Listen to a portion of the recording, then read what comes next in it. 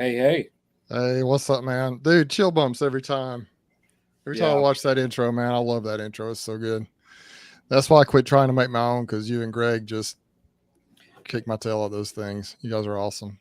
Greg's video though, I'll say, yeah, Well, that I mean, part of that was from his video, right? Some of it's same, yeah. some of the similar footage. So, anyway, well, welcome everybody to the live stream, Stream Team B Chat tonight. Greg is trying to get on. He's having some weather issues. So, hopefully, he'll be able to join us tonight. I guess they've had some real nasty weather up there, and he's having some power issues and everything. So, Brian, maybe we can handle it for a little while until he's able to get on here. I hope he makes it on tonight. He's trying right now, I think. I, So, I mean, I think we'll be able to handle a half an hour or so. Beyond that, I think we're probably uh, going to get out of control. I don't know, man.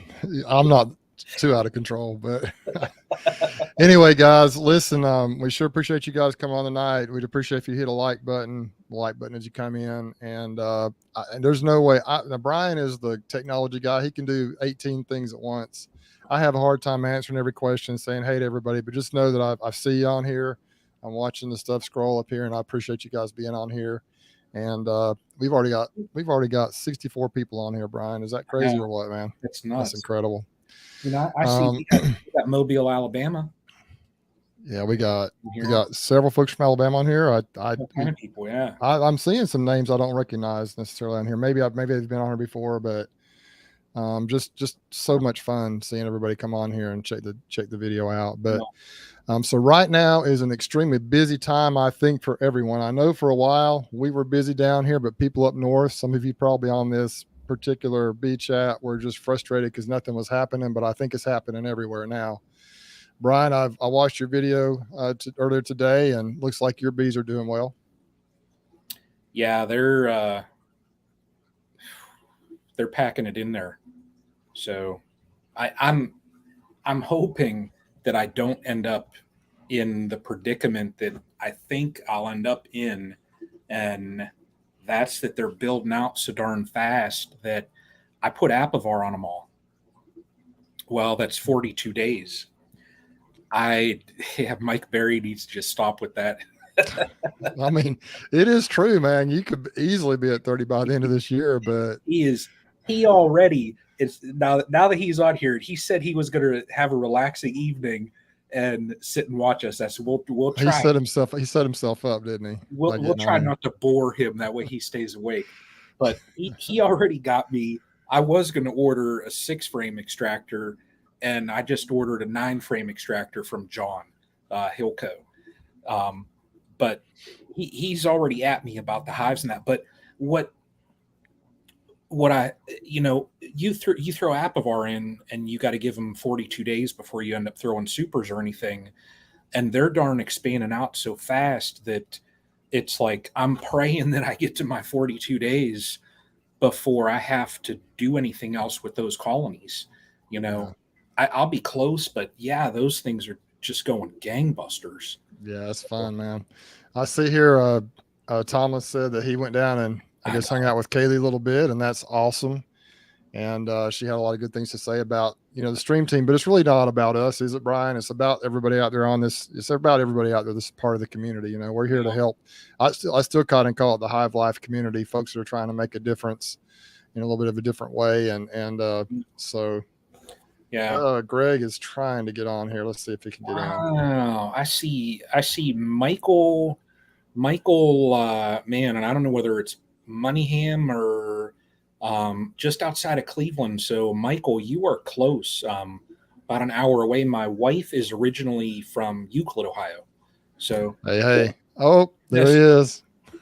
we got to behave now. Hey, hey guys, how's it going? Hey, man, we're just getting this Oh, thing kicked off. We're just getting started, man. Good to have you on here, Greg. Glad you could join us. Sorry What's I'm a going little on up late. there, man? What's going on up there? You got tornadoes? Yeah, I just came back from the Dayton, Cincinnati area. We were driving back, green skies. Jake was Ugh. helping me out down there, and I said, Jake, these clouds do not look good, and the weather got real bad. We got home, wow. and we no sooner got home, and that same storm hit the house here. Got the alert on the Oof. Weather Channel that an entire warehouse was just flattened by the tornado touchdown, right just where we had came from. So it's that time of year, I guess. So the weather's getting pretty ugly. So it's the power was out here and all that kind of stuff. Anyways, how you guys doing? We're doing good. We were just talking about Brian's bees, and I watched this video today, and it looks like they're doing well. They're growing up into those boxes, and he was talking about how he's concerned that he put Apivar on there. What's he going to do if he needs to take them up further before those 42 days are up for the Apivar? That's kind of what he was talking about there. Okay. Yeah. So what are you going to do, Brian? Well, I tell you, I'm going to have to look for a different queen breeders, because the ones that I'm dealing with now, they build up fast. They're producing honey. They're real calm. So I need ones that more or less have like a real nasty shotgun pattern, might go stagnant for a month or so. That's hilarious. Well, you don't want my hive that I put in that double deep then, do you? No. And probably what Mike said, that's probably what I'm going to have to do is a week or two early. I'll just pull the strips, if they get even 35 days of that Apivar in it, at least it's something for now. And, and I mean, if I put supers on them, I can always nail them with OA then. So it's not a loss. It's just, you got to adapt. That's all. Well, Greg, tell us about yourself, man. What's going on in your neck of the woods? Ooh, well, we finally made it through the biggest pushes of the year. We made it through the package run, of course, back in April. And then the first block of nukes to go out was this past weekend. So now I think we only have maybe 30 or 40 more nukes to go out this coming weekend. So that's nice. That'll be a nice little break in the action. So we've just been busy making nukes, just doing tons and tons of grafting, getting queens out the door. And we're at that stage now where the big stuff is done. We're almost to the point to where it's time to rebuild.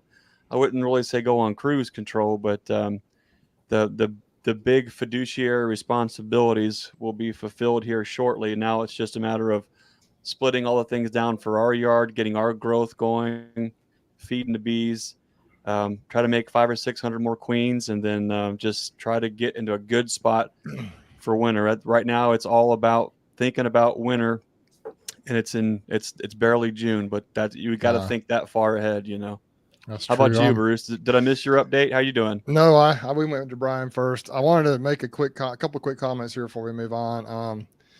Three Boys Bees. This guy right here, I received a message from him a few days ago that he had actually, I think he lives up north somewhere. I'm not sure. He told me, but I can't remember. Maybe up in Tennessee or maybe even further north than that. But he stopped by. He was passing through, I think, from Florida, and he found my self-serve honey box and bought a bottle of honey out of there. Cool. So I really appreciate that. He actually signed the bill that he put in there, gave me a little tip, and he signed it, so I knew who it was. That's cool. It was pretty cool. Nice. Thanks, Bob. Thanks, Bob, for the super sticker. And that was kind of my next point I wanted to make. We appreciate everyone who's on here, and we do have super chat, super stickers allowed, and we'd appreciate any if you'd like to share a little bit, we'd appreciate that. But we're not asking for it, but we'd appreciate it. Much appreciated. Yes, absolutely. But thanks, Bob. I really appreciate that, man. So anyway, but as far as I'm concerned, I'm in a little bit of a bind. If anyone watched my video, my most recent video, I think I see some folks on here did. I know some of y'all did that I uploaded last night, or that went live yesterday evening. My bees are just exploding, literally. I mean, I love cracking open a box of bees, and it's just nothing. You can't hardly see the frames for the bees. And so that triple deep nuke that I put over in that double deep 10 frame box was absolutely packed. And a lot of people have asked me, why didn't they swarm? I don't have it. It almost seems like these bees, a lot of these, I think there was probably a young queen, probably a younger hive, and they're a little bit less, in my opinion, younger queens are a little bit less likely, those hives, to swarm, it seems like. Now, some bees are naturally a little, what I call swarmy, it seems like to me anyway, but a lot of them, if they're young, they won't swarm. And so I think I caught them at a good time, and I'm eager to see how they do building out that Pureco triple wax versus the Premier extra heavy wax foundation. That'll be kind of fun to see. Now, it's been a week and a half since I did that. So, hey, thanks, Jason. I really appreciate that, man. That's awesome. And, you know, I've got a couple of prizes in mind down the road later for, we may spin the wheel a little bit later on. But anyway, so what I ran into yesterday, I went out, my Apame hives have been bearding quite heavily. And I usually don't worry too much about bearding on my hives in the summertime. It's hot down here. It's humid.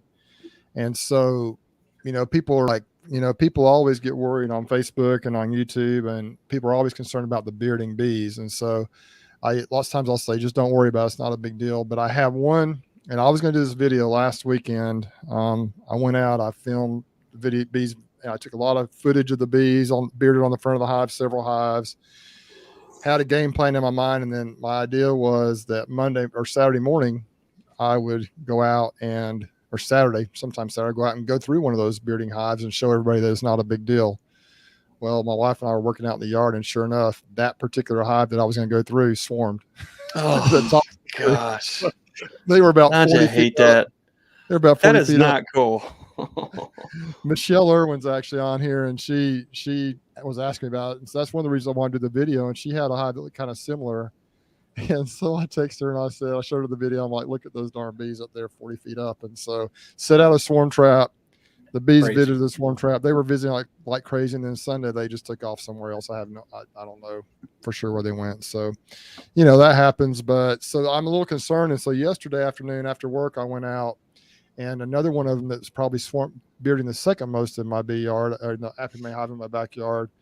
And another one of those, I peeked in on it, and they are getting clogged up with honey. The tallow flow this year is absolutely unreal. Wow. They have packed that thing, and it was one of the weaker ones back there, I thought, in my backyard, and it's packed out. And so I'm just almost in panic mode what to do, because if it's doing that here, and I've got about 150 colonies out there, what's it doing everywhere else? Because I've got every single box, every single medium is basically on a hive right now. And I've got a few deeps with some frames left I can try and do something with, but I don't really have the ability to sling honey, you know, a lot of it right now. I can do a few boxes here or there, but I don't have my big setup because I do it together with Rusty. So I don't have that really available right away. So I'm kind of in a situation, but we'll see. I'm going to go out this weekend. Every area is not as strong with the tallow flow as right here. The neighborhood I live in, there are just tallow trees. And for folks in the South here, some people call them popcorn trees down here, but those trees are just everywhere. It's almost like people have them as shade trees in their yards here, which, you know, is just, it's crazy how many tallow trees there are right here in my neighborhood. And so we'll see what happens. But I'm a little worried about it. I see Mike's on here. He says same here. So some people were a little worried if it was even going to produce. I'm telling you, the tallow is producing this year. At least. What are you looking like as far as when you get into that kind of situation? I mean, as you grow, you're like, man, I can't wait till I get to the spot to where these bees are busting and they're doing this and they're like max potential. But then you get to the point to where, oh man, it costs $1,000 to make a move in the bee yard. Like that's probably exactly where you're at. What do you do now moving forward? Are you out of equipment? Basically, yeah. I've got a few deeps with some Premier found. I got plenty of deep frames from Premier, but I don't have the boxes. So the boxes. I got a few. I'm gonna this weekend. I'm gonna go in and I'm gonna put the Apame deeps on my backyard. I've got a couple of those left, but then I'm gonna go out in my other bee yards and just kind of try to figure it out. But so this is Edwin. Ed, he helped me harvest honey, and he says he has 7. I think they saw about 7 tallow trees in his yard. He's a brand new beekeeper here locally that helped me harvest honey. So they are everywhere around here. It's just something to behold what the tallow trees do and how the bees just suck it in and put it in those hives. It's amazing what they do. So Bruce, what do you do? I mean, if you got, let's say, you know, I don't even know how many colonies you had, but if you were conservative on what came back from California and what you have in the Apame, let's just use 100 for an easy number. If you've got 100 colonies that are busting with no room and you need 100 boxes, we all know the price of a box. We all know the prices of how much. Let's say you get some super all-star deal and you're buying a box for $10 and assembling it, and you're still going to have Good That's night. right. $50 at a minimum into a Per box. That's right. So at a at the very absolute bare bones minimum, you're talking $5,000. $5,000 to make one move. That's just one move, and that's just going to buy you 3 to 4 weeks, maybe a See month. that's one thing that a lot of people who get into beekeeping and they think, man, I want to be to 100 hives. They don't think about that sometimes. That it all becomes, it's like it just shoots up logarithmically, basically. It shoots up so fast. That is why, and I'm gonna put a stop to Mike Berry. That is why I know my boundaries. Man, it costs you 11. Bruce, I don't know what you had in mind for tonight's topic, but if you just break down what you just said in the last 2 minutes, like there are so many hard lessons learned just in what you just said. Mhm. At 100 colonies, what it takes to actually just give you a 1 month growth, you're talking about $5,000 to grow for 1 month. Okay. That's only 1 month. And then what? They hopefully downsize and shrink. Do you wait them out? Do you go through 100 colonies and just smash queen cells to kingdom come and force them not to, what are they going to do? Abscond, let them grow small, sell 100 nukes? That's the big dilemma. And actually, we're just about done. The tallow is hot and heavy and very hard, incredible flow for about 3 to 4 weeks, and then it's done. And then we're in a dearth for until probably, if you're not on cotton around here, you're in a dearth until the fall flow, if you get a fall flow. So we're just about done. If you happen to be close to cotton, you're lucky. If it's irrigated cotton, especially, and it has a good year, then you're in good shape starting about August. But but the brood's still there. Where's the brood going to go? Well, the problem is the brood. What happens is when they start plugging up, the brood's not there anymore because they plug every time a brood cell emerges, they just stick honey in there. So that's what I was running into yesterday. They were like little tiny patches of eggs and brood in there, but they're just shrinking it down. But the problem is they really need space, and so there's a couple of things you can do. And I've seen Mike working on this, and he just wrote. Let me see what he put on here. This is exactly what I'm trying to figure out. You wait them out, and that's tough because, man, like, if they because that brood shrinks and shrinks and shrinks, and they pack honey, and the bees are bearding on the front. They really can't swarm hardly, unless they prepared for it, unless they kind of figured out and they decided to in time. So what they do is they hang out on the front porch, and then but the idea is, what I'm hoping happens is if I can't get under control, I'm hoping that once the dearth hits, they start eating their way back out of that, and they create more and more space, and they start laying up, and they build their population back up. But it's just crazy right now. And I've got a little 3-frame extractor, the one I used when I first started. And I'm thinking about just kind of pulling a few frames here or there. That's just smart. To try, and I may try to, but see, Mike's done that. I've seen Mike's videos. He's been doing that already. He's actually been extracting a few boxes here or there just to, he'll say why, to create room for the tallow. And so he says here, Mike's got some right. Mike, he's really doing the same things at the same time as I am. He says the queen slows down after the tallow, dearth slows her down. And so that's another issue. So I don't know, man. I'm going to try and figure it out. I think last year this same thing kind of happened, but I wasn't on top of it really. This year I plan to stay ahead of it, but I mean, all my equipment's out there. So what do? I'm going to try. I've got a few boxes. I'm going to play around with it. I don't think every area is as plugged out as my hives here at the house are. Some of the areas don't have a lot of tallow, but right here, these Apimées are, I've got a plan for the Apimées back here because I've got a couple more Apimée deep boxes, and I've got some regular boxes you can stack up on them too if I need to. So we'll maybe figure it out, but that's where I'm at with everything. So that's absolutely, I mean, do you feel like would you be in a better spot where you are right now? And let's just use that 100 number, or would you be better at 60 colonies and have the equipment to split them out just enough to thin them down to make what? That's what I talked to Davis last night, and he's like, man, he's like, when the honey's over, just split them up, pick queen cells, drop queen cells in there. I could get the queens from you that I've ordered, and But dude, I just really don't want to grow anymore. I don't want to grow anymore. But then what? Exactly. But then what? I mean, you make the splits and you put the queens in. Now you go from having a problem this big to a problem that's. I mean, it's the things about bees is if you keep them healthy and they're doing right. I mean, they are exponential, and you have to find a way to. I mean, Absolutely. For us, the honey gets in the way of making the bees, and then the honey and the bees get in the way of being able to make more bees and keep the keep. I mean, this is a serious thing. We're laughing, but this is asset protection. Like right now, you're in Absolutely. asset protection mode. Like, what do you do? Like it's true. Man. And that's what, when I first got into bees, I wanted to have 100 colonies. That was my goal.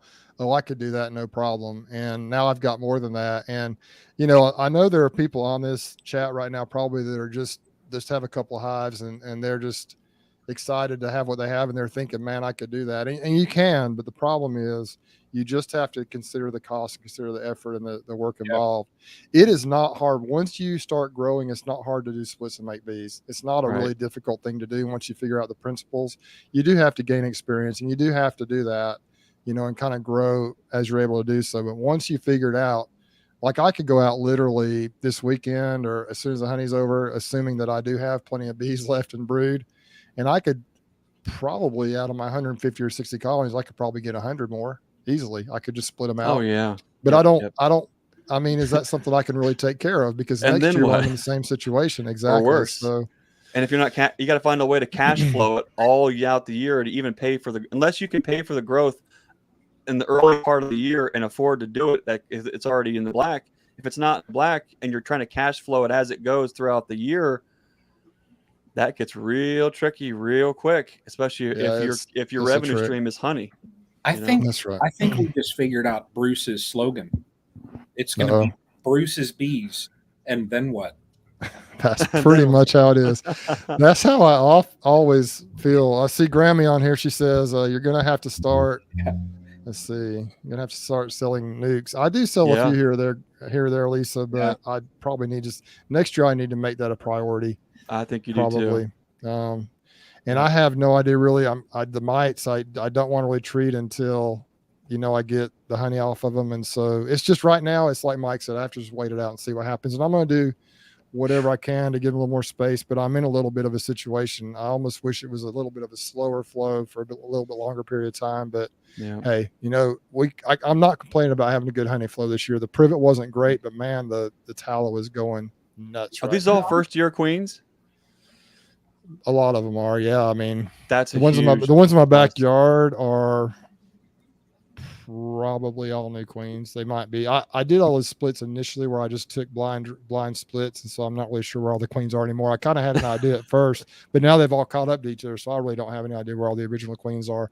The only bee yard where I know for sure where the new queens are is out there where I put Jose and Josh's queens in those hives. I know that almost all those, probably 38 of those or 40 of those are the new queens, but beyond that, and I do know a few other spots like that nuke that I put in that 10 frame, those double deep 10 frame box, I think was probably a new queen. And if they're in nukes like that, they probably are a new queen, but all the big production hives, I really don't have any idea. If they got a yellow dot on them, if got a yellow dot on them, I know they're a new queen. If not, then I'm not sure. These people are just crazy. That's what Brian needs about 60 Bruce's Bees nukes, and oh man, this is the behind the scenes, the real deal, sideline beekeeping. So we are basically just 25 minutes in, and we have 111 watching.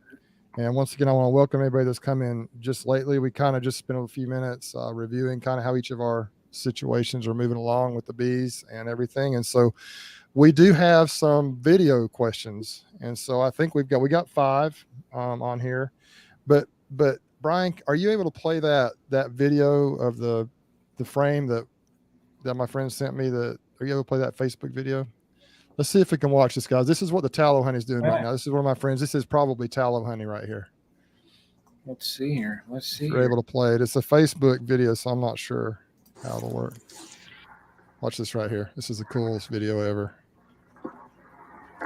Wow. Check it out. All right, Brian, play it one more time because it's so cool. What? So this was a frame obviously full of new nectar. Look at that. Good night. My buddy Tyler, he's the guy that we send our bees off to California with. That's a video that he made. Just posted it on Facebook, and I think it may have been on Reels or something too. But it's a social media post, and I'm like, I just think that's one of the coolest videos I've seen. Wow. I think the initial post was like something like "got tallow?" ? And then he changed it to just video nectar or something like that. But that's incredible, isn't that an awesome video? Oh my! But that's what's going on right here in this area right now. He's a little bit south of us, but that's what's going on right here in Southeast Alabama and North Florida right now. So, but Brian, why don't we play that first question? Why don't we play the one from Matt if you have it booted up there, Matt? Up with Matt and Sarah. Yeah, I think I could actually. Is Matt? Have you seen Matt on here? I'm not sure if he's on here. I haven't seen him. Well, we'll go ahead and play the question. He can watch it later if he's not. Yeah. All right, stream team. Got a question. 2 days ago, I had queens that hatched in a hive that I took the queen out of. It's been raining for the past 2 days. This morning, they decided to swarm. So they took a virgin queen, one of them, and flew on top of the tree up there. Has anyone ever seen this before? I haven't. So Okay. say that one more time. So he had a box. He pulled the queen out, but there was cells that hatched, A couple of queen cells in there, yeah. and they still swarmed, although primary mama was out of the box. And they went up way up high in a tree. It sounds like. Yeah. Greg, we'll let you handle that one. Well, I'll tell you, I see all kind of crazy stuff. I took a video, never got around to it. I think I might have mentioned it the last time of them piping. I got into a box, and I heard the piping. Got in the box, found the piping virgin, found the primary queen, found another queen coming out of a box or coming out of a cell. I split the tar out of those, and all three stayed put. Not only did all three stay put, but I was able to turn those other two right into nukes. And so those nukes were made right from the swarm cell, which is you talk about the finest queen. Matter of fact, I think Rob is on here, Rob Pollock. Him and Lori came and bought nukes, and he got one of those. In the video, I named it Rogue, the rascally virgin queen, because she was running around making all kind of noise. They do all, bees are going to do what they're going to do. Sometimes you can get in there right in the right moment if all the conditions are right, and you can split it and actually stop them all from swarming. But if you think about what goes on with some swarms, is mama's going to go, and when mama goes, there might even be a virgin that might go along with her, or they might pick up one in midair, and then there might be 2 or 3, 4, 6 virgins, 6 queens inside of a swarm. There might be a clump off to the left, a clump off to the right. There might be still a virgin or 2 in the box, and then the next day you might see it want to leave again. It happens. Trying to figure out. I think the biggest thing to keep in mind is you definitely cannot say bees are going to do this, because as soon as you get comfortable saying bees are going to do this, they're going to humble you. Yeah. Yep. I think possibly this might have been one of the things that may have happened there. He may have been too late preventing the swarm. I don't know about that for sure. Maybe those bees had decided, and they just went ahead and did it anyway. But they used I don't know, one of the virgin queens to do it, but hopefully there was a cell left behind, and they went ahead and made a queen. I know he's made some videos, and I actually watched one, I think this morning, but I can't remember if that's I've seen so many videos, but I know that he was concerned about that. So that's kind of my theory, is possibly maybe he got the queen out too late. And I bet he missed some. I wonder if he missed some cells. Well, didn't he say there were a couple cells in there? Maybe there were more. Oh, there's still some cells left. I think he said there were some cells left in there. He left them behind. I bet that's it. I wonder if that's what happened. But what do you think, Brian? You seen that before? That's probably spot on for what happened to my polyhive when it swarmed this year, is because I split them thinking, well, they'll be fine. And I knew that there were a couple cells, but there were I didn't really check the hive to see how many cells. And there was probably just an overabundance, and they still swarmed, and I got it right on camera. That's that one that literally, when I just started filming and I heard the sound and I turned around and I'm like, well, there go my bees. I think genetics play into that too. Sometimes some of those other some of those breeds, I don't know what Matt's running up there, but some of those are known to be just a hair more swarmy. I think Bruce, you were saying that earlier on one of the last chats.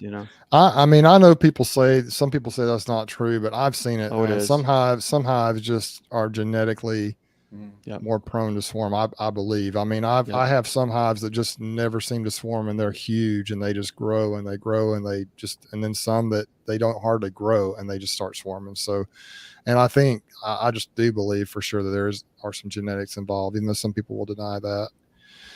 Let's see what Mike had to say here. Mike Berry, you stimulate the swarm, best take it down. Yeah, that's true. And I think that is true if but there were just a couple cells left, I think, but even still, maybe that just prevented it from being more than one swarm, possibly. That's true. Yeah, that's a good point. And if they left one cell behind, hopefully that hive went ahead and made another queen. Wow. And why don't we go ahead and move on to the next question? I'll go ahead and knock a couple of these out quick. Just listen to Earl's next. We'll get him in the order we received them. Let's start on with Earl. Earl. Here, what's Earl going to say here? Earl, the hillbilly beekeeper. Help me, Stream Team Live. I've run into a situation. I've been hearing a lot about people checking their brood and saying they're looking at it and it looks kind of dry. Not enough milk in the milk brood. Yes, I know it's worker jelly and queen jelly, but whatever. I'm calling it milk brood, milk. So when we're looking in our hives and we're seeing less milk, is this something to do with heat? Have we noticed a difference in the apame hives and the wooden hives, or is this having to do with dearths and lack of proteins and food, which can keep them from making the jellies that they need to? So is the lack of milk due to heat or lack of food? Is there a combination of things going on? I don't know. I'm studying it. I want to learn and find out. Please help me, Stream Team Live. This is Hillbilly Earl. God bless you all, and God bless you, B. How can you not love that dude? Just that's what a good guy. One of my favorite dudes on the planet right there. Earl's awesome. I got to meet him live someday. I'm looking forward to that.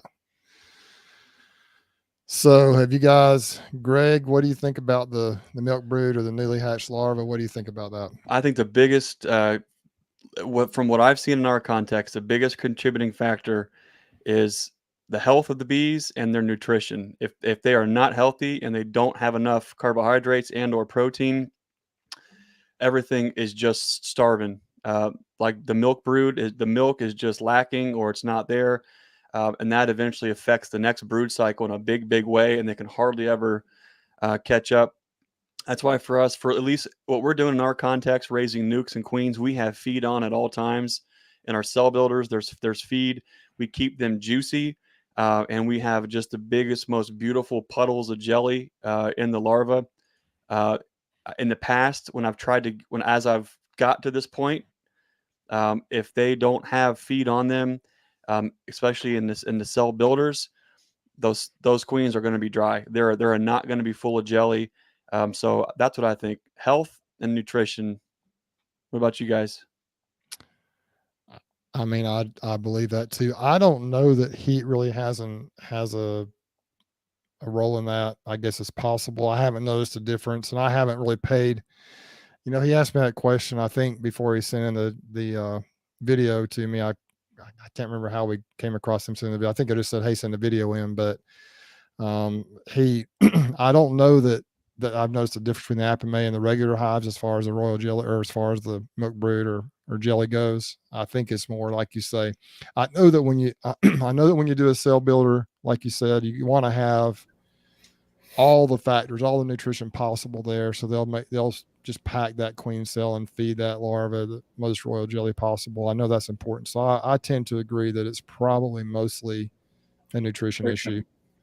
Yeah. And like, I think was it Mike or someone was saying earlier that once the tallow stops, they stop making, once the tallow stops, we hit a dearth here, or probably anywhere in the country when they hit a dearth, they quit making as many bees. The queen quits laying as much. It's because they know, I believe they know that larva needs that proper nutrition.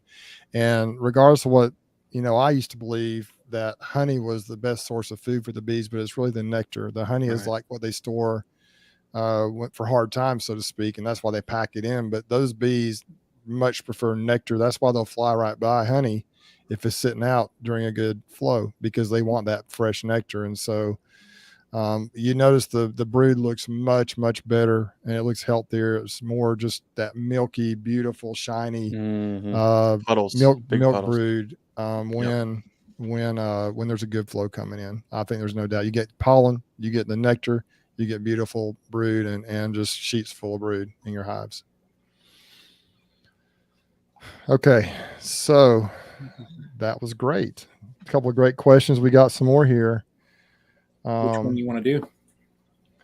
Well, I was thinking, because I have a couple little different things here I'd like to give away, maybe spin the wheel, and we've gotten, I think, a few dollars in super chats so far. So okay, it was kind of going to kind of judge according to that see if we want to give these couple things away. Oh. But I do have, and I've given this away before, but now that I've got. Oh, thank God! I was hoping it wasn't a Braves hat. Just something wait. Good. I've got a 2-pound bottle of honey right here. And Oh, that's nice. Somebody. And it's big, it's heavy, and it's probably tallow. I don't know for sure, but we'll see. That honey saved my queen's life. Just so you know, Bruce. I took a video. I don't know if I'm ever going to get around to actually editing it, but I got a little bit behind in the bee yard, and I noticed, hey, my incubator's full of hatching virgins, and so I quickly was throwing some roller cages on them, and I needed honey that was just the right consistency. And I thought, you know what I have? I've got some Bruce's bees in a squeeze bottle. So I ran to the house, grabbed that, took it back to the farm, and just put little smatterings in the bottom of the roller cage and those little dimple things. Those queens went right to town. I've got video of them just immediately proboscis out, just taking care, just going, getting the Dothan Shogun's awesome. Alabama's best honey, all thanks to Bruce's Bees honey. That's awesome, man. But let's go ahead and I don't know, Brian, how do you want to do it? I'd like to give this bottle of honey away. I was kind of going to pay attention to the super chats and just see kind of what came in. If we got a couple of those, I thought I'd do a couple of prizes here, and we'll start off with this one for now. Do you want to do it continental US only, or? Yeah, it has to be continental US. It has to be somewhere I can just send it, so the shipping's not just crazy. So let's just I guess just make a comment here over the next couple of minutes, and then we'll just stick it on the wheel. And once your name has been called, just make sure that you confirm that you want it. And then my email, if you go to my YouTube channel, on my about section of the YouTube channel, my email is there. It's just Bruce@BrucesBees. Now, what a lot of people do is they leave out that S on Bruce's. You got to be sure you put Bruce Says Bees in there. It won't come to me. So that's how you can, Bruce@brucesbees.com is how you can email me. And that's not just for this, that's for anything. If anybody has any questions or wants to get in touch with me, that's how you get a hold of me. But yeah, let's just wait a couple minutes. Yeah. If you put honey in there, that makes it easy to know, but he's going to put it on the wheel here, and we're going to throw in everybody. How it'll work is just go ahead and comment, and just throw in really anything. I mean, you could say Brian is the best, whatever. I think the super stickers should go right. I think you should take all the super stickers and put them in the wheel. Right. Yeah, for sure. It's Bruce's Bees saves queens' lives. It's worth it. So just throw comments, and then what I'll do after about 2 more minutes is I can actually go to the participant list of the live, and I'll just copy it onto a wheel and just spin the wheel. So man, you're so good at this stuff, Brian. I know, and Brian does like 14 things at once, man. I'm like, if I'm like typing in something on here, trying to type a comment, I can't even focus on what's going on up here. But Brian's like spinning the wheel. He's getting the videos ready. He's commenting. He's thumping trolls. He's doing it all. Well, I'm going to say though, like Lee just said, Brian is okay, because on Bob and Lee's show the other day, I saw he had their prize things up that were like green screen, so they like floated up into the screen, and I'm like, man, this guy just trumped everything that I do. Hey, we need you guys to sign a no compete clause, because we can't have Bob and Lee headhunting Brian and stealing him from the stream team. Okay, go ahead and sign that, Brian. You can't go anywhere. Yeah. And Craig Branch just asked, is that a saltwater tank? Yes, it is. What? I have a saltwater tank. Look, I've had it. It's been downstairs, but I kind of downsized. A Renaissance man. Look at you. Yeah.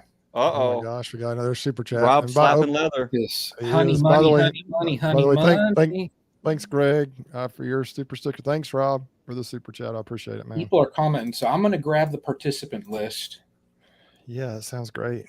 And we're going to go to the wheel,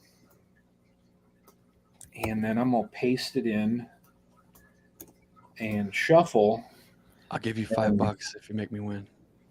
That would be hilarious. Okay, fine. 6. In all honesty, that would be hilarious. Let's see here. Oh, look at that wheel. Wow, look at that. Look at that. There's a lot on there. There are a All lot. right. Of How did names you do on that? this comp. So I am just blown Even away. the little logo spinning. See it? I have no. It's just. All right. Never ceases to amaze.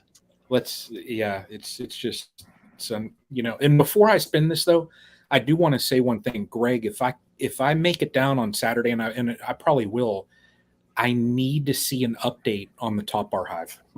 Oh God! Who knows what we're gonna see in that thing? Hey, before you spin it though, I just wanted to this Tar Heel Beekeeper. If you don't win the honey tonight, just know for anybody on the chat, if you would like some honey, I could ship it out to you if you're in the continental United States. I just have to add shipping to my cost. So email me once again at brucesbees.com. Tar Heel. That's is that Marshall Dillon? Is that Tar Heel? I think that's Marshall Dillon, isn't it? I don't know. Do you want me to click this button? Let's do it. Let's see what we got. Oh, it even makes the noise. Gosh, that's so cool. But wait, there's more. What is it? Karen Eaton. Nice. Oh, wow. Karen Eaton. There we go. Oh, WW got in right at the 0% chance. Well, hey, it's going to be a used Braves hat next. There might be, who knows? There might be something else coming down the road. Might not be. This is I probably gave away the top prize first, but there's going to be some more stuff coming. So, anyway. Bruce, your honey is so silky and so clear and so smooth. It almost seems like voodoo. It's pretty good stuff. I mean, you do a good job of people never complain it. Well, if you watch my videos, so I'm going to tell you what I do. If you want to know how I do my honey, we do extract it, but we just run it through. I'm taking notes. We do run it through a paint strainer, 5-gallon paint strainer into food grade buckets, and that's all we do. That's all the filtering that we do, and that's it. And then honestly, it will crystallize over time. We store in those 5-gallon buckets and warm it up just enough to decrystallize it before we bottle it up. So that's what you end up with. Bruce says Atlanta Braves are the best. I think that's right. Here's the secret. I do now. I do like the Braves, so that's cool. I do like the Braves. Yep. Hey, I was okay. So that's another story. All right, and you guys know I'm an Alabama fan, obviously, right? But we don't judge you. My daughter is going to Auburn. Oh, so I mean, Ohio State, Michigan, that type of a feeling. Is that what it is? Okay, it's about how Alabama Auburn is. It's like we do not Auburn is not my favorite team. However, I must say I was impressed with Auburn's program, and anyway, I'm not. I just tell people I dislike Auburn a little bit less. Wait till your grandkids are wearing Auburn hats and Auburn shirts because mom went there and then grandpa. Oh, that's gonna be so fun. You're never gonna live it down. But yeah, so I'm gonna have to. But it's a beautiful campus. I had not been up there, I don't think, on campus since I was in high school. I went to a game up there, and so. But it was anyway. I was, it was cool. It was fine. So we're gonna be okay with it. But yeah. I wanted to say there. Nice, Michelle Irwin, thanks, $20. Michelle's a good friend. Thank you. She's been awesome, and we actually might have a video coming from here in a little bit of question, but I know we're not quite to that point yet. But so I was up at Auburn, and one of the guys was talking. And of course, if you go to Alabama, my son graduated from Alabama, they have Auburn jokes all the time, and at Auburn they have Alabama jokes, and one of the speakers referred to the Alabama A as the mullet A. Oh, I'm not sure why, but he called it the mullet A. So I'm like, well, look at the top of the A. It's got a little hair thing coming off the top. I can see that. I guess that's what they're referring to. So anyway, it was pretty crazy. But my number one, my favorite team, of course, is BYU. That's where I went to school and played a little football up there for them. But Alabama, I grew up an Alabama fan. So anyway. But cool. I'm not an Auburn. Little known fact: Bruce played football for BYU. I did, yeah, a long time ago. Wow, I didn't know that. Look at you, an all-star. I told someone the other day. I said, I think if I got hit once now, if I tried to play, I'd just be dead. I'd lay out on the field dead because I don't have the human body to tolerate that.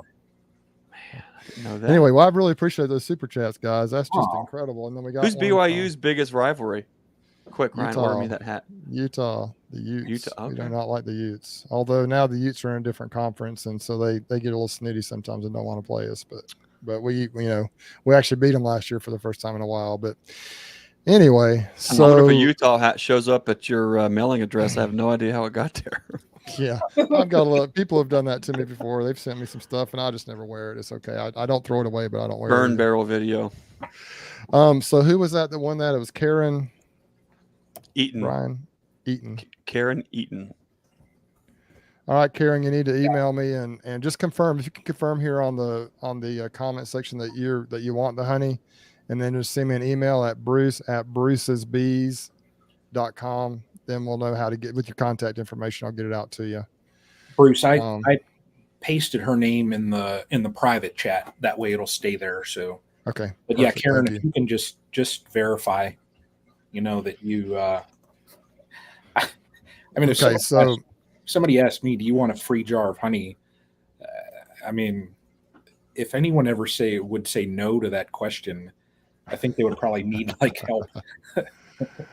let's No, see. I'd rather not take it. Yeah. Okay. So why don't we just go on to the next question? We got one. Okay. So I want to give you a little history here. So we all know who Matt is from Matt and Sarah's channel, Earl from Earl the Hillbilly Beekeeper. And then we have on most of these videos, we have actually I've met her now. She helped me pull honey a couple of weeks ago. Lisa, Grammy's midwife, suburban homestead. She came and helped me harvest honey, and she sent us a question or two, I think, a question. So here she is.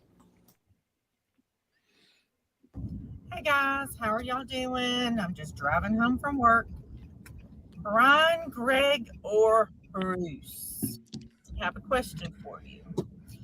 When referencing making your own queens, I have heard beekeepers mention banking.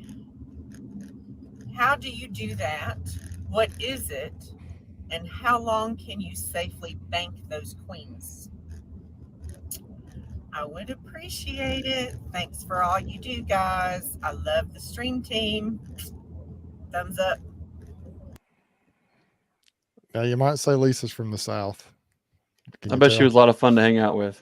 Oh, she's awesome. She came and helped me harvest honey. She lives like within, I think, 2 or 3 miles of my Ozark bee yard. I didn't know that until she came out and helped out. If you watch that harvesting video, she was in there for a little bit, but she was a big help, and I really appreciate her coming out.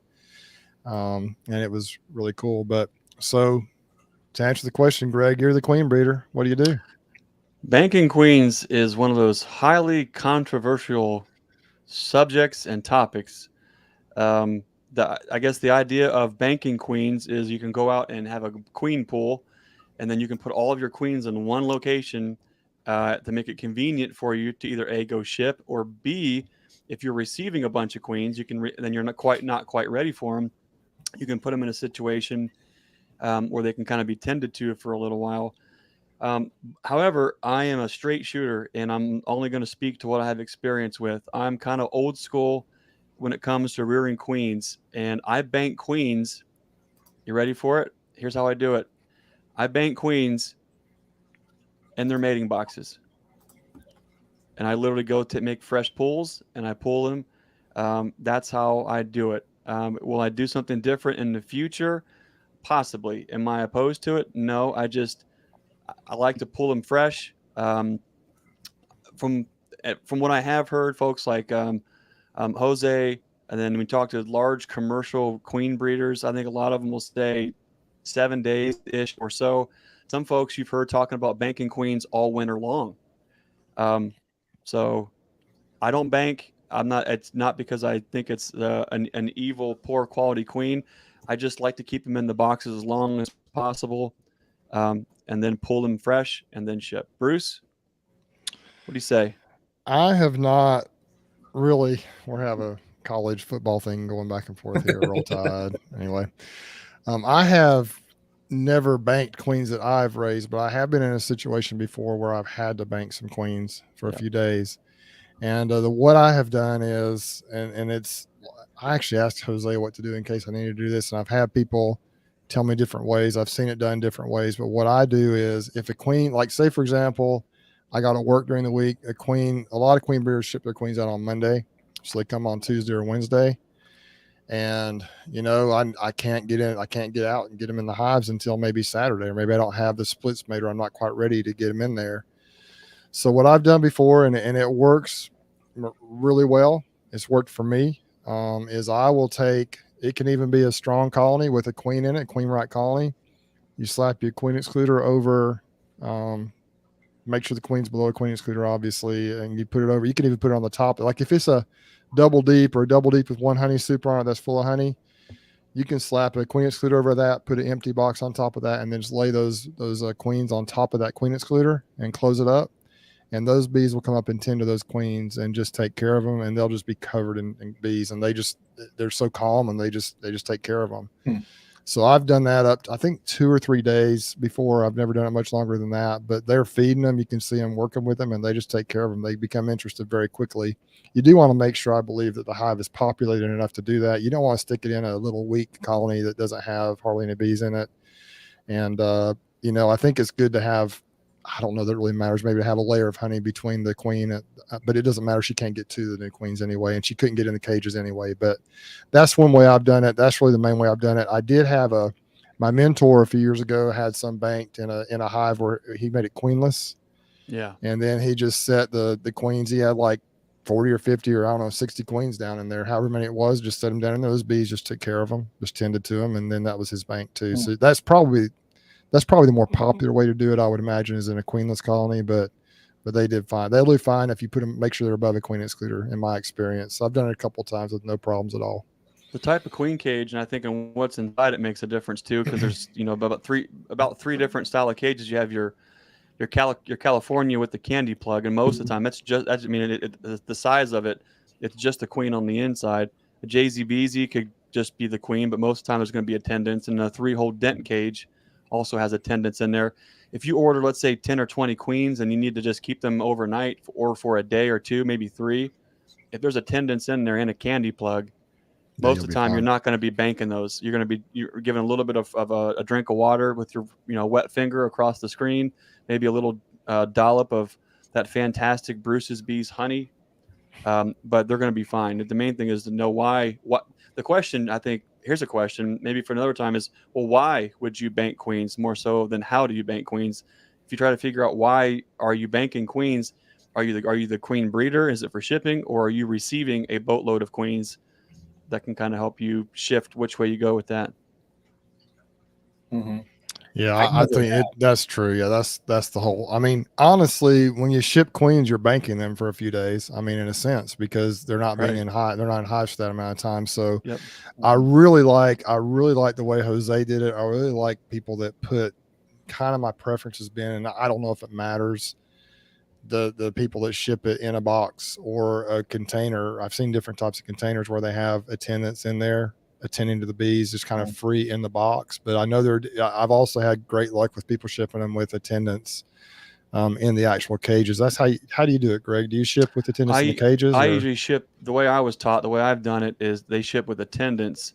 If you're shipping, a full size queen box, when you're getting, maybe like 120 or 100 queens in there, I think you do want to put just the queen and then have a couple shakes of nurse bees inside of that box to attend to everything.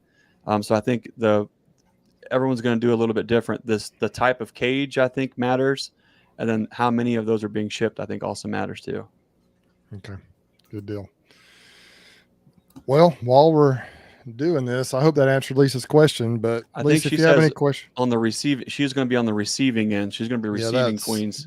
That's what I've been to. And Lisa, what if you have kind any of queen? questions? Yeah, that'd be the thing. Yep. Lisa, just if you have any questions, contact me or we can get that answer for you. But that's how I do it. I just stick it in a colony above a queen excluder and just, I've left them that way 2 or 3 days. I did a video, I think it was late, like last August, where I kind of got in an issue though, where, let's see what happened. I had put tape because the queens came, it was from Lappy's Bee Supply in Iowa, and the queens came and they had candy in the plug. It was a little wooden cage, California cage, is that what they're called, the little wooden cages. And I put tape over the end of them before I put them in there. Well, somehow the tape came loose, and so those bees were starting to work out that candy plug. And I almost got in trouble. And so you got to be sure that if they have a candy plug, that the bees can't get to that, or I didn't lose any, but I almost did. And so you got to imagine sure having 20 of those things turned loose over your excluder. That would be $600 to $1,000 right down the drain. Those bees were expensive. So anyway, all queens I'm finding are quite expensive. But anyway, so while we're at doing this, why don't we just go ahead and do Michelle? I think Michelle may have had 2 questions. Let's go ahead and do Michelle's questions and see what she has for us. This is Michelle. Met her at Hive Life. She's awesome. And she's become a good friend as well. Hey, Stream Team. I am Michelle. I am from Birmingham, Alabama. Actually, Pinson is right outside of Birmingham. Headed into work, but I have a quick question for you. I am concerned that when I pull my honey supers, my bees are going to be super populated and it is going to kick them into swarm mode. How do you guys keep your bees from swarming once you pull honey supers off? I plan on putting the empties back on, but I don't necessarily want them to fill them back up. I don't want to pull any more honey. So can I let them fill them up and then they can use that during the dearth and then pull them later when they're empty? I don't have the freezer space to store a bunch of frozen honey for later use. My second question is, I would like a resource hive, and I have 7 pretty equally strong colonies. Do you think it's possible for me to go and pull 1 or 2 frames of brood, mostly capped, and then a frame of very young larvae and eggs from my favorite hive, and put it into a 10-frame box and let them make a queen? Or do you think I'd be better off buying a mated queen? And do you even think that will work? I'm assuming they would probably all get along since they're kind of all being thrown in there together and it's not really anybody's home. I would love to hear your thoughts on that. Thank you. Y'all have a great night. Love the chats and look forward to more. A couple of great questions there. Bruce, you take the honey question because that is right up your alley right now. Well, she lives up near the Birmingham area, which is a few hours north of us here. But as far as that goes, what I'm going to do, when I pull the early honey, like I did a few weeks back, I stick the supers back on the hives for them to fill up again, because I know the tallow's coming. I know I need to have some place. They need to have some place to put it. That's one reason I take it off early as well, because man, they just need some place to put the honey in. So then they pack it out. And so, but once the harvest is done here in, I'm probably going to, as soon as I can, but probably going to be the first weekend in July. The dearth, this is what Mike says, and this is exactly what I do pretty much. So when you have to realize, and I'm not sure, Michelle, if it's a little different up in Birmingham, but once you pull those supers, if the dearth is coming right behind that, then you don't have anything to worry about. They typically won't swarm unless there's conditions are good for that. And so, like Mike says here, I'll show it again. He said, I pull supers in July and leave them in 2 deeps, cram them into 2 boxes for the dearth. And that's exactly kind of what I try to do. I don't worry about it. They've got plenty of food in there and they're going to be eating through some of that food, hopefully laying a little bit enough to stay decently strong until the fall floor or whatever. And they'll look like they're bearding. They'll look like they're kind of crazy, like they just want to swarm. But I have not had a lot of issues with bees swarming after the honey flow is over. Now, if there's still a honey flow going, and you might want to consider putting them back on there, maybe harvesting a little bit more. But if you got a dearth coming in, I mean, I'm not saying it's not going to happen, but it's rare for them to swarm in a dearth, in my experience, unless it's a swarm because they're starving, which they won't be if they have honey in the hives, have plenty of food, or if you're feeding them. So that's my answer to that. I hope that helped you, Michelle. If not, you can text or message me later and I'll try and clear that up. What do you think, guys? Brian, what do you think about that? If there's still a flow And I mean, it sounds like down south that you all are just in a crazy flow right now. I would I would pull, if you're going to pull those supers now, spin them. I usually toss them right back on. Just let the bees clean them up. That way, if if the flow is really dropping off, well, the frames are clean, and then I can store the frames. If there's Mhm. still a flow and you end up with, you know, some more honey and you don't want to extract it, leave it for them. I mean, that's all I would do. And if they hit a dearth, leave it for them. You know, if you have a rack, I have a rack in my honey room where I actually have some fully, capped frames that I basically am not extracting, and those are like, my frames for the bees. So I don't know down south, but like for the winter, I'll do that, especially for the winter, is I'll save frames. And then if there's times where I can check my colonies and their stores are looking a little light, I'll just swap them out, take out an empty frame and throw in, a packed frame. So I guess, and I'm going to use one of Greg's phrases, context is key. I That's agree. it. But yeah, that's what I would do. Throw them back in, let them clean them, and save it if they give you any more. Okay. I think You that's guys nailed it. Yep. all right. Maybe the last question would be good for you, Greg, as far as pulling a split with, I think she said 2 frames of brood Genetics and from then a your frame of, yeah. I want to, before you go into this though, when you pull those frames and you make this split, you need to do it without a veil. Not with my and bees, you don't. make sure it's a package that's already been Yeah. in the package for a week, and they've been in the sun and they're just spicy, and just do it Yes. just because. I love the idea. Yeah. I think there's a little bit of I've seen a little bit of I don't want to say confusion, but you guys know how there's a certain like term or a phrase or a method that pops up, and then we might be thinking it's two separate things with on the same name. I saw some of the woodenware outfits start to sell these things called resource hives, which is a 10 frame box and some 4 framers on top. And they're cute and they kind of make sense and all that. But that is not what the original resource hive is. And the original resource hive is a colony or 2 or 3 that you set aside just for specific resources. You might have a colony where that queen wants to do nothing but lay up brood. So you use those resources and you're robbing from that colony sheets of brood to then bolster other colonies.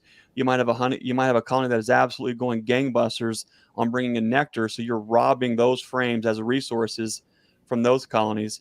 I love the idea of taking a frame of open brood to further your genetics. Here's just something to think about. And I don't know where I am on that, but let's say we do go ahead and make a colony queenless and we drop in that frame of brood.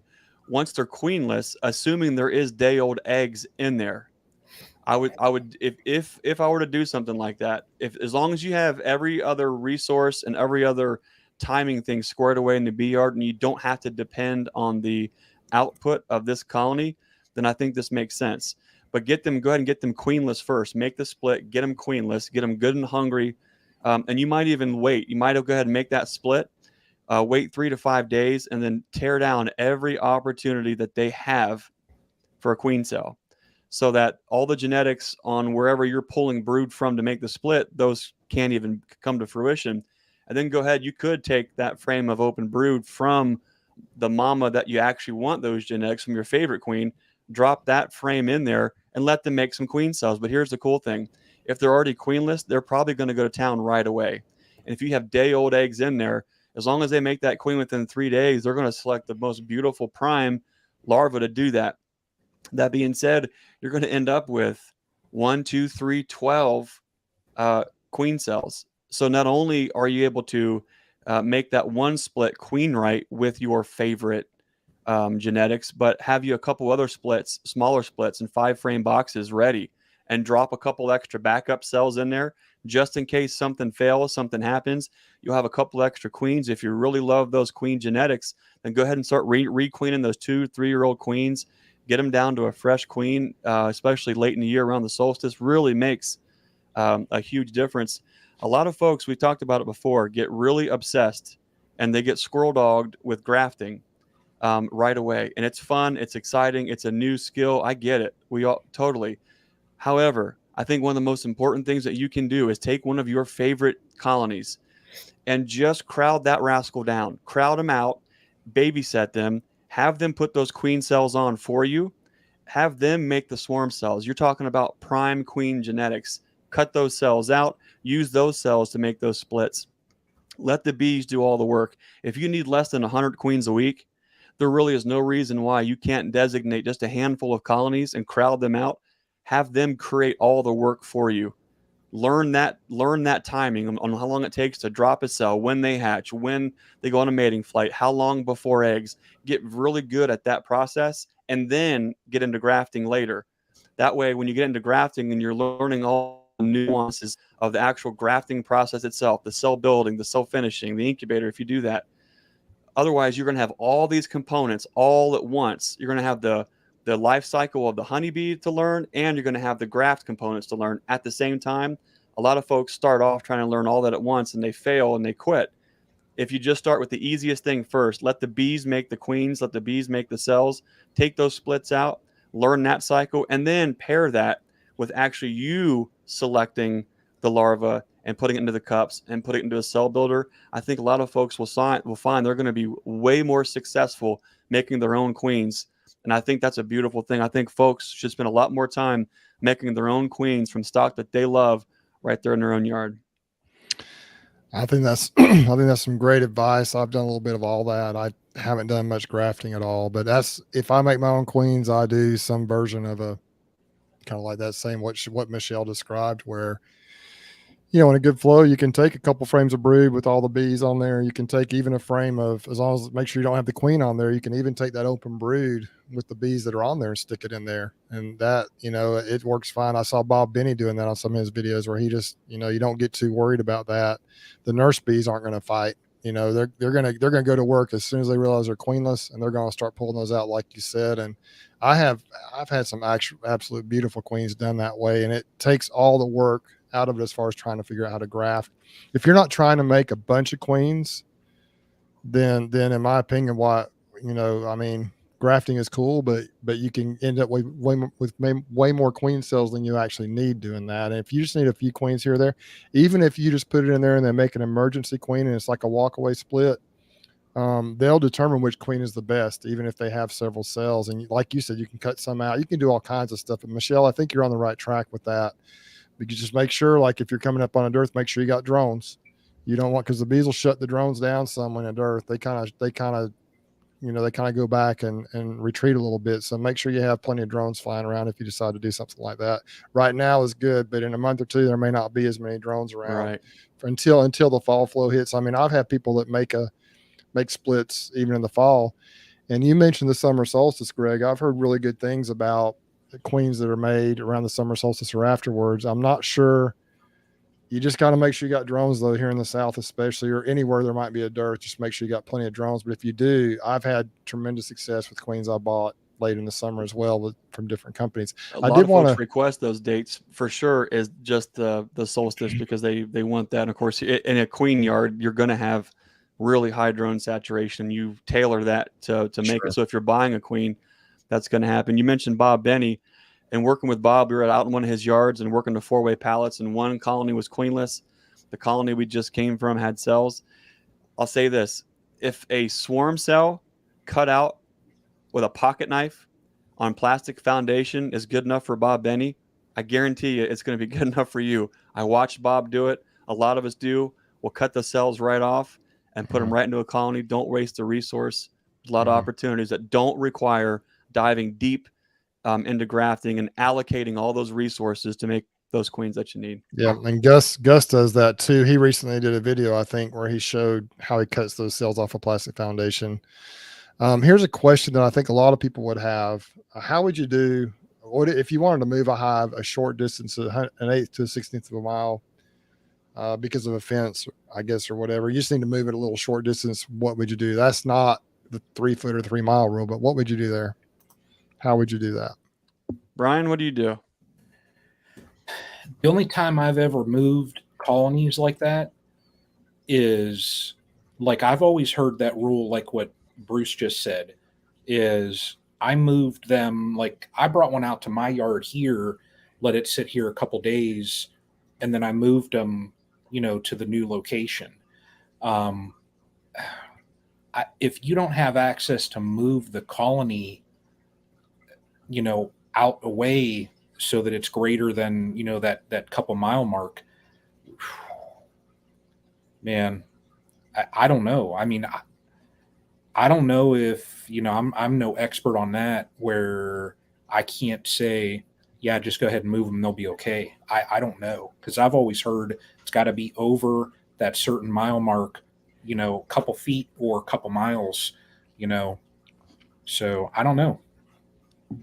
Well, I think, Bruce, we would agree that people say a lot of things. Yeah. I can tell you what I see in the yard. Brian, you've seen it. We are constantly moving stuff 6 inches, 6 feet. Yeah. The farm is a half a mile from one side to the other, up the north end, all the way around. We move stuff all the time.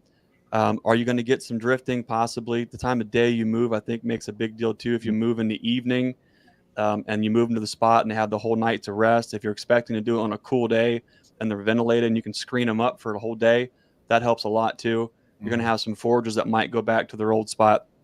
If you don't have any other bees and where your old spot is at, they may hang out on that old stand, or they may hang out underneath it there. I've never had that be a problem, moving a couple inches, a couple feet, even a half mile, but it's primarily due to screening. And if I have some foragers that drift into another colony, so be it. One thing that I think you need to consider too is how many colonies you have at that, True. near where you moved them from.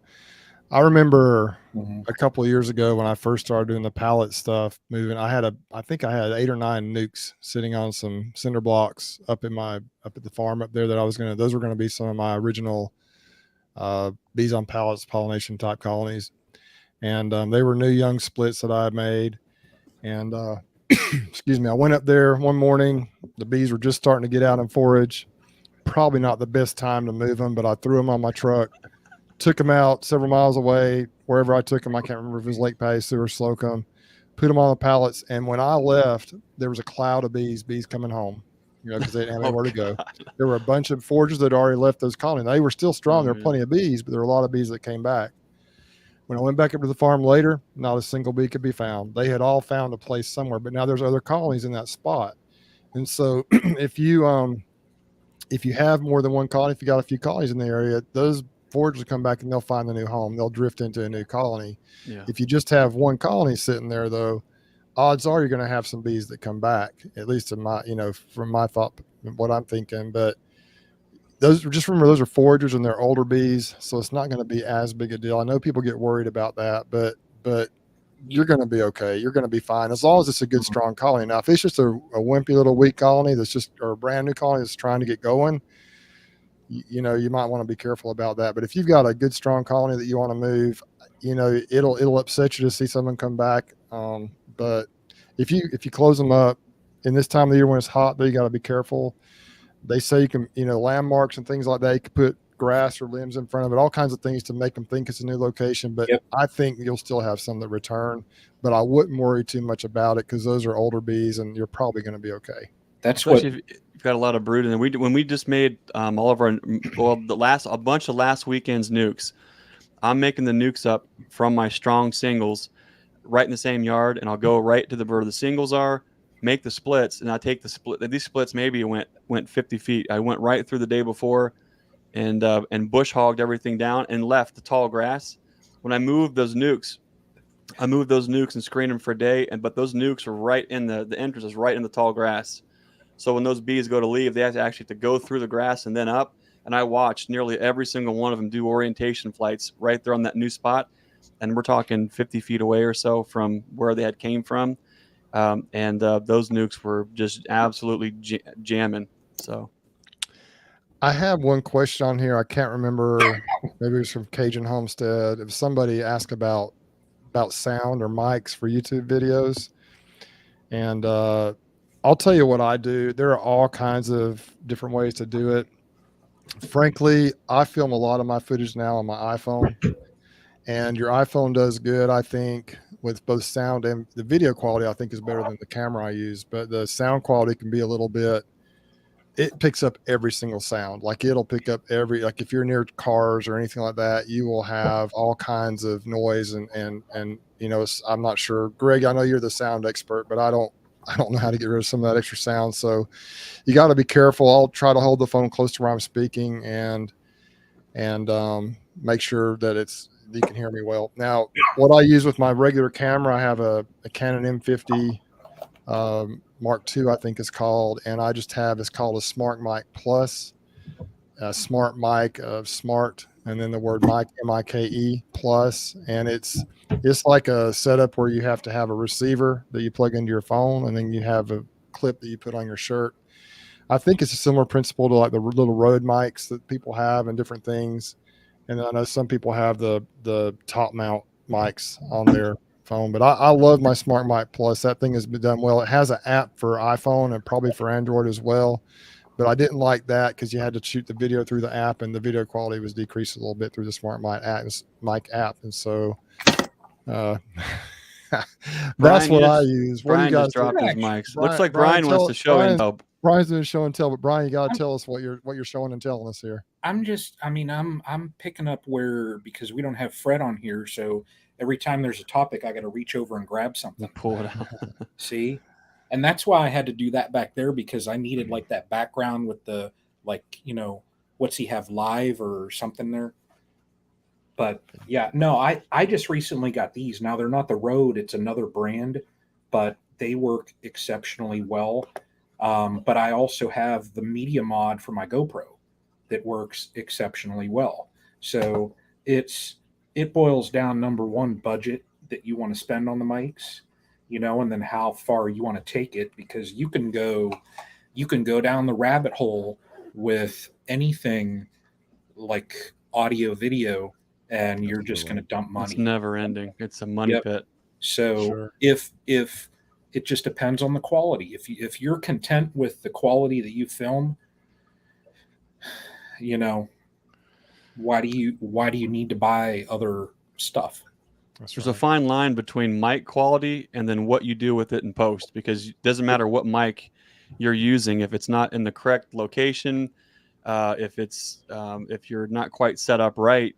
It doesn't matter what mic you put in front of yourself. It's only going to go so good. That being said, you can take even a lower quality mic, positioned correctly, and do a lot in post to really clean up noise, to really EQ and ring it out. And there are so many options, and they change so quick. I know probably the first, when we were down traveling with Bob recording, I had my own preference on mics. He had his own preference for mics. They both sound great. It's a matter of the features that you're going to see. Some of them are going to be stereo microphones that are built into one receiver. The old Rhodes weren't. The old Rhodes required 2 transmitters, 2 receivers. So it got really clunky. And then so early on, they started combining the actual mic into a stereo receiver. And then you had a splitter that would then go to your camera to give you a left and a right that was dedicated for each one. It's all a matter of how crazy you want to get with it. But I'll tell you, it doesn't matter how many thousands of dollars you invest in this stuff. If you don't have the time to use it, or you can't make the time to use it to put the content out, it doesn't matter. The only content I feel like I'm even able to get out anymore because of all the time spending with the bees and the business and the family. I'm lucky to get an iPhone out there and do this or do with that. And like Bruce said, they are more than good enough for most of those things. But if you find you want to geek out and go to the next level, it's not just about the equipment. It's about how what you do in processing after. Yep. Okay. Yeah, and I learned that too, because before I got my Mac and I went down, the iMovie, now I do Final Cut Pro, but the old editing software, it was basic, and it really didn't have a lot of audio capabilities. It was just very, very basic.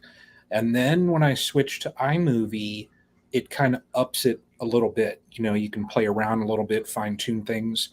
Final Cut Pro, once you go to that, you make that move, the possibilities are endless. So, if you're going to make the move and purchase an editing software, it almost pays to have a decent, just step up the mic and things like that. Just because if you don't, the way I was looking at it is, why buy this editing software if the sound in the picture is just going to look like crap? Yeah. So, Well, I just wanted to touch base on that. I thought that was a really good question. I know there's a lot of people out here who are either thinking about getting a channel going or have just started. One of the best words of advice I got from the very first person I ever talked to when I first got into YouTube at all or thought about it, and I didn't really implement or understand what to do until, I started getting comments about sound and so forth, is you need to have some decent sound. People need to hear what you're saying. It doesn't have to be crisp and clear and noise cancellation, all the fancy stuff and all the expert stuff, but you need to be able to hear what you're saying, and it needs to sound somewhat. So sound is, I think, Greg, would you agree? And Brian, sound is almost as important quality as the video as far as people being able to understand what you're doing.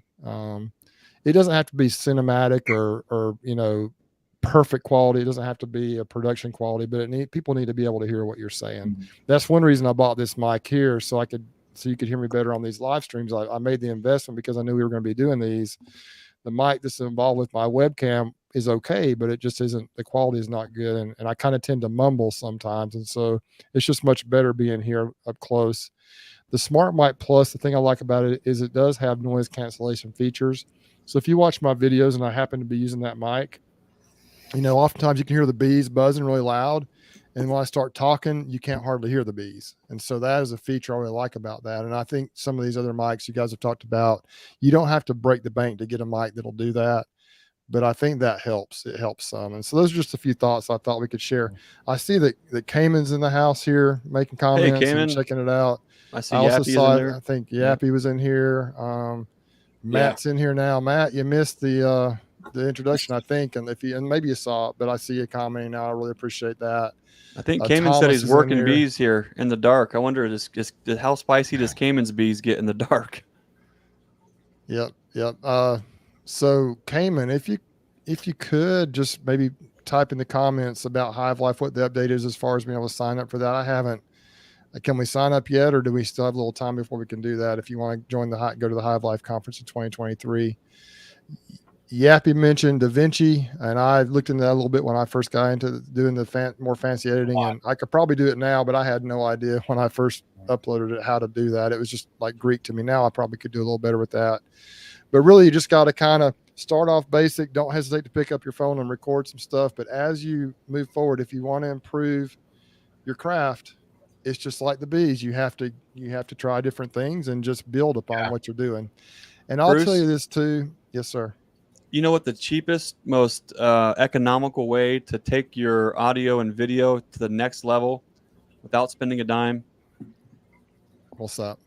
It sounds simple, but etiquette, proximity, little tiny things like if you're going to shoot a video of you working your bees, don't have that camera with the mic 30 feet away. Mm-hmm. Get it close, speak in the direction of the microphone. There's little tiny things that you can take if you can take an iPhone and get such decent quality video and audio without any external anythings, all it takes is speaking in the correct direction where the phone actually is, where the mic picks up, and having that in a way to where you're getting enough proximity to where you can be heard clearly. It's really easy, and I'm a geek when it comes to technology and microphones. Did a lot of audio engineering, so I can geek out needlessly. A lot of times folks feel like they're not having the next shiny bright tool is hindering their success, and the newsflash is it's not.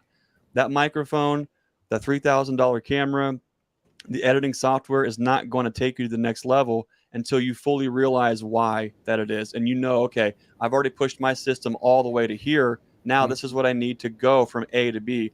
But you can't go from A to B without even knowing what it is that means, unless you have disposable income and you just love to collect audio and video type stuff. So don't put that on yourself that you have to invest in all these things to get this video to the next level. Like Bruce always says, I think it was from what is it, Think Media, or just hit record or hit start or go? There's Or Think Media says that, and then you got vidIQ and Ryan. There's what's his name? There's a bunch of them out there, but this is kind of, and we'll move back to bees here in a second. But I think the thing, what I do is I watch. If I have a question, like someone said, is there a good mic for under $50? Well, I would go onto YouTube and type in best mic for under $50 for YouTube videos, and for YouTube videos with phone, or for YouTube videos with M50 or whatever you're doing. And then you'll find all kinds of videos where they review those mics, and you can hear the sound quality, because there are people that put a lot of time into it. Their entire channel is geared towards that. And you will find that you can get all kinds of advice and information. I'll just give you one quick example. What kind of mic are you using right there, Greg? Is that your Shure mic? Yep. Okay, this is a very inexpensive USB and XLR microphone. So I talked to Greg when I was wanting to get a mic to do these lives with, and he talked about, I'm not sure if it was that same mic or another Shure mic that I looked at, and then I went and I watched some videos on that. Well, that thing can do, or the one they recommended, could do a lot more than what I need right now, and so I would have been willing to pay that amount of money. But then I saw a video that actually did 2 or 3 mics, that one, this one, and then one more, and the price points were a little different. This was actually one of the less expensive ones. I think this is less than $100, maybe 60 or $70. It's a Samsung, and the quality, I think, for what we're doing right here is fine. Now that the mic that Greg is using, or the one that he recommended, has more options, but this is fine for what we're doing here. Right. So that's it. Anyway, let's get back to bees. I would like to. Okay, so before we do that, hey Brian, they make these really cool things for microphones. You can actually, one's called a cough drop, and you actually hit the button. It's called a cough drop, and when you cough, it mutes it out. I'm serious. No, right here. Oh, you have an old school cough drop. Yeah, Earl Dooley style candy cough drop. What Yappy said right there is spot on, also, because it's true. Yeah, a buddy of mine that Grill Sergeant, that does he edited out in Hollywood and all that stuff. Mm-hmm. He told me, he said, there's a constant transition. And I find myself at times in a lot of action movies. Next movie that anybody in here that you watch, try and right when certain scenes start, just start counting and go 1 1,000, 2 1,000, 3 1,000, and there's a switch. 1 and I find myself doing that over and over and over. 1 1,000, 2 1,000, switch. 1 1,000, 2 1,000, 3 1,000, switch. And it's that constant transition. And what Yappy said right there is spot on, just because if there's a constant transition, it's just going to keep your audience. You're just going to lure them in, That's true. It's hard to watch a hive inspection from one shot from 20 feet and want to stay there long. If you go watch, and we'll close on the technology with this. If you watch, what is it, Chopped? Watch that show. Do anybody watch Chopped? That camera is always moving. It's on the Food Network. And if you watch any show or program on TV, and even movies, you never see very rarely do you see a camera just sitting still. Usually they're coming in from different angles, and even if it's subtle, there's always some sort of movement. But let's move on. I would like to go ahead and let's see. We have, and I saw Jonathan actually. Well, let's don't do that yet. I want to hold on a little bit. I want to go ahead and do one more prize. We got a couple more. Are you building suspense for all the viewers here, Bruce? Yes, Jonathan, I think, is watching, and so maybe he knows his question is coming soon. But first of all, Cayman, thank you for coming in. I think Cayman answered that question about the hive life, didn't he? They're having some issues, I think, getting something done, so they don't quite have it available. I can't find it, but anyway. But I'm sure that Cayman will be putting that out as soon as it's available to buy those tickets. I plan on being there unless something happens. I'm going to buy one of the first tickets that comes out as soon as I find out about it. So I'll get this. It says within the tickets available for Hive Life within the week. It would be already have them available if the nonprofit wasn't a bear. But whenever it's ready, it's going to be awesome. I guarantee it. I know he's been working on that, but Mhm. it would be fun sometime just to do one of these chats and bring in some people that have had great success with video editing, whether it be beekeepers or not, and just talk about ways to improve video quality. But you do just have to press record. You can't let that paralyze you and think you have to produce a production quality video the first one you do. You can just put something out there and then grow each time, get a little better each time, and you'll be fine. So I'd like to go ahead and spin the wheel again, Brian. And since we got a couple more super chats, I think a couple more. One was $19.99, one was $20. Let's go ahead and give away another. That means the bottle next one's going to be $29.99. Who's going to be the lucky $29.99? We'll just go ahead and do another bottle of honey here. Another 2-pound bottle of honey. Throw everybody that's in here, throw in some comments. Yeah, just throw in for the next like minute while we're talking. Just throw in some comments. Continental, U.S. But just comment that way. I will pull the participant list. And I think you should do a special one where it's super stickers. A super sticker wheel. Super sticker wheel. Listen, I'm happy for it to come in any way it comes. Yeah. I don't care if it's super sticker or super I know, chat. but I need more of your honey, Bruce. So you're saying the 3 people that have done super stickers, we're going to put you in competition with them. I hear you. Yeah. All right. I'm going to put a super sticker in there and double down here. I'm pasting in. I think there's 24 people on this one. So let's see here. All right. Same thing, everybody. We're going to just, once again, if you win it, just be sure you say that you want it, confirm that, and shoot me an email at brucesbees.com. Don't forget that S. Let's see. Oh, it almost landed on Mike Berry. Kieran Pest Control. Winner. Yeah, and again, just confirm that you want free honey. Yeah. So. All right. It's not. Wait. It's not just free honey. You just won from the Magic Stream Team wheel. Honey gifted from Bruce's Bees. I mean, that is special right there. The magic. Come on now. Thanks for Dream Team wheel. Thanks for another super sticker there, Greg. You don't have to do that, man. I really appreciate it. And Michelle put super sticker suggestion. You guys, man, this is so much fun. The show enough didn't know what to post, so show enough says old Tim, the original Tim. Right. We have Sylvia on here from Houston, Texas area. Guys, you guys don't need to send me stuff. Look at Brian. He's one-upping. I like it. Magic Stream Team wheel. I see Sylvia on here. Sylvia and Matt. I think I saw Matt make a comment earlier, so appreciate that. I watched y'all. Sylvia put a video up. They're down, I think, in the Houston area in Texas, and they put a video up at their bee yard a while back, and it was really pretty cool. They got a lot of good things going on. So cool deal. Bruce, I'm looking over on my shelf over there, and your honey is gone. Well, Brian, I might be able to hook you up, but when you get some of it available, I'll buy it. Trust me, I have honey available. When are you going to put that second amendment apparatus on the Stream Team wheel of fortune? Because I'm going to cover that up. What's the Second Amendment? Oh, well, there goes your demonetization, Bruce. Sorry about that.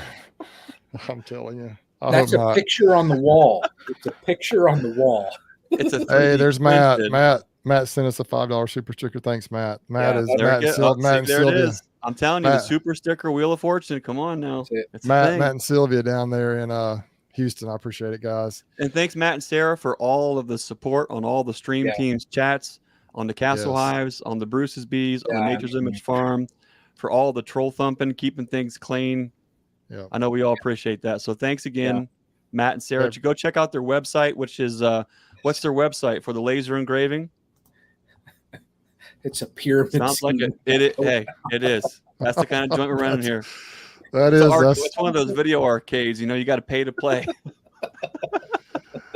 Anyway, hey guys, let's get from Croatia. Come on, That's Brian. awesome, man. Bruce wants to move on. Can't you hear it in his voice? Why Come don't on we now. go ahead and do the question from Jonathan? Now I'm going to tell you, Jonathan sat at my table with me at Hive Life. He and his wife are from Utah. Oh, I And remember they, that. hold on, We had gotta do dinner with something. him. Hold on a second. Yes, you did. Hold on a second. I got to do something here. Uh-oh. What's he doing? Is he's going to burn his Alabama hat. Uh-oh. What is that? Yale? Nope, that's not Yale. YSU? Youngstown State University? BYU? Nope, it's BYU. And I'm still not 100% sure why Y is the signal of BYU, but it is. They call it the Y.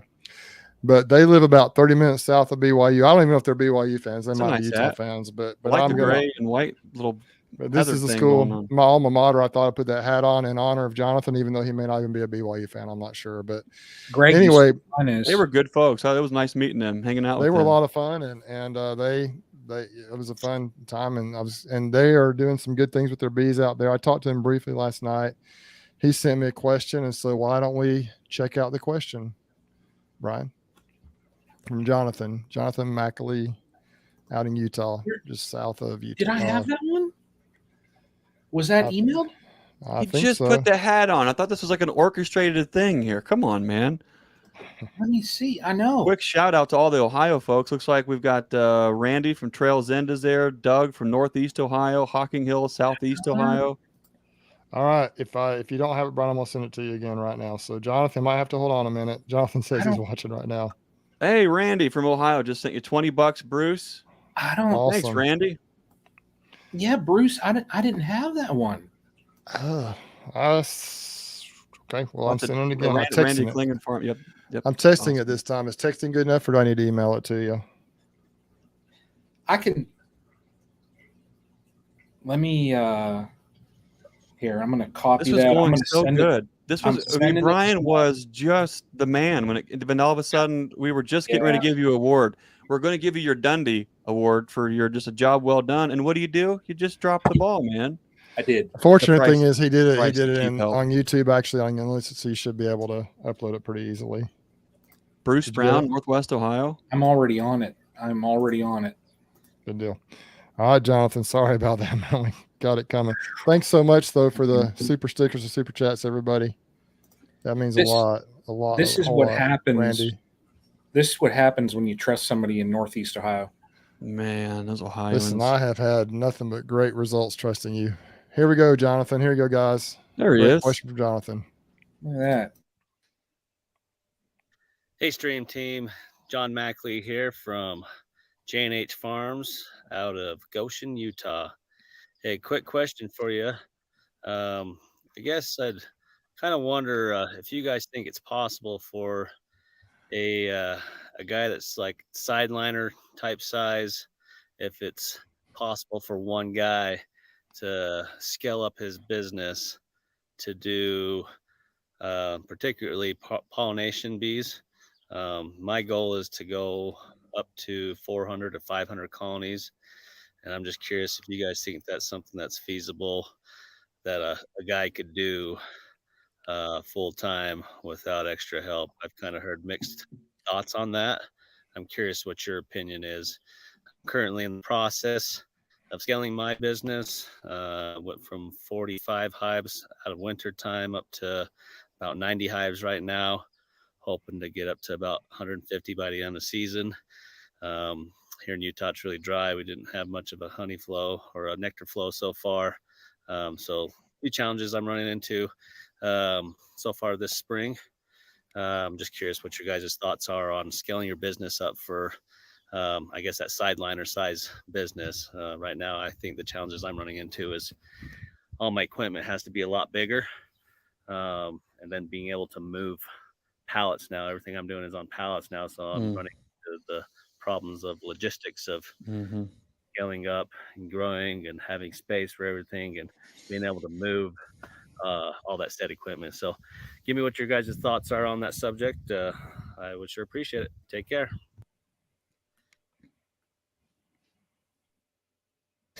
That's a challenge, isn't it? That's we all want to get there, and trying to project and plan and foresee and know.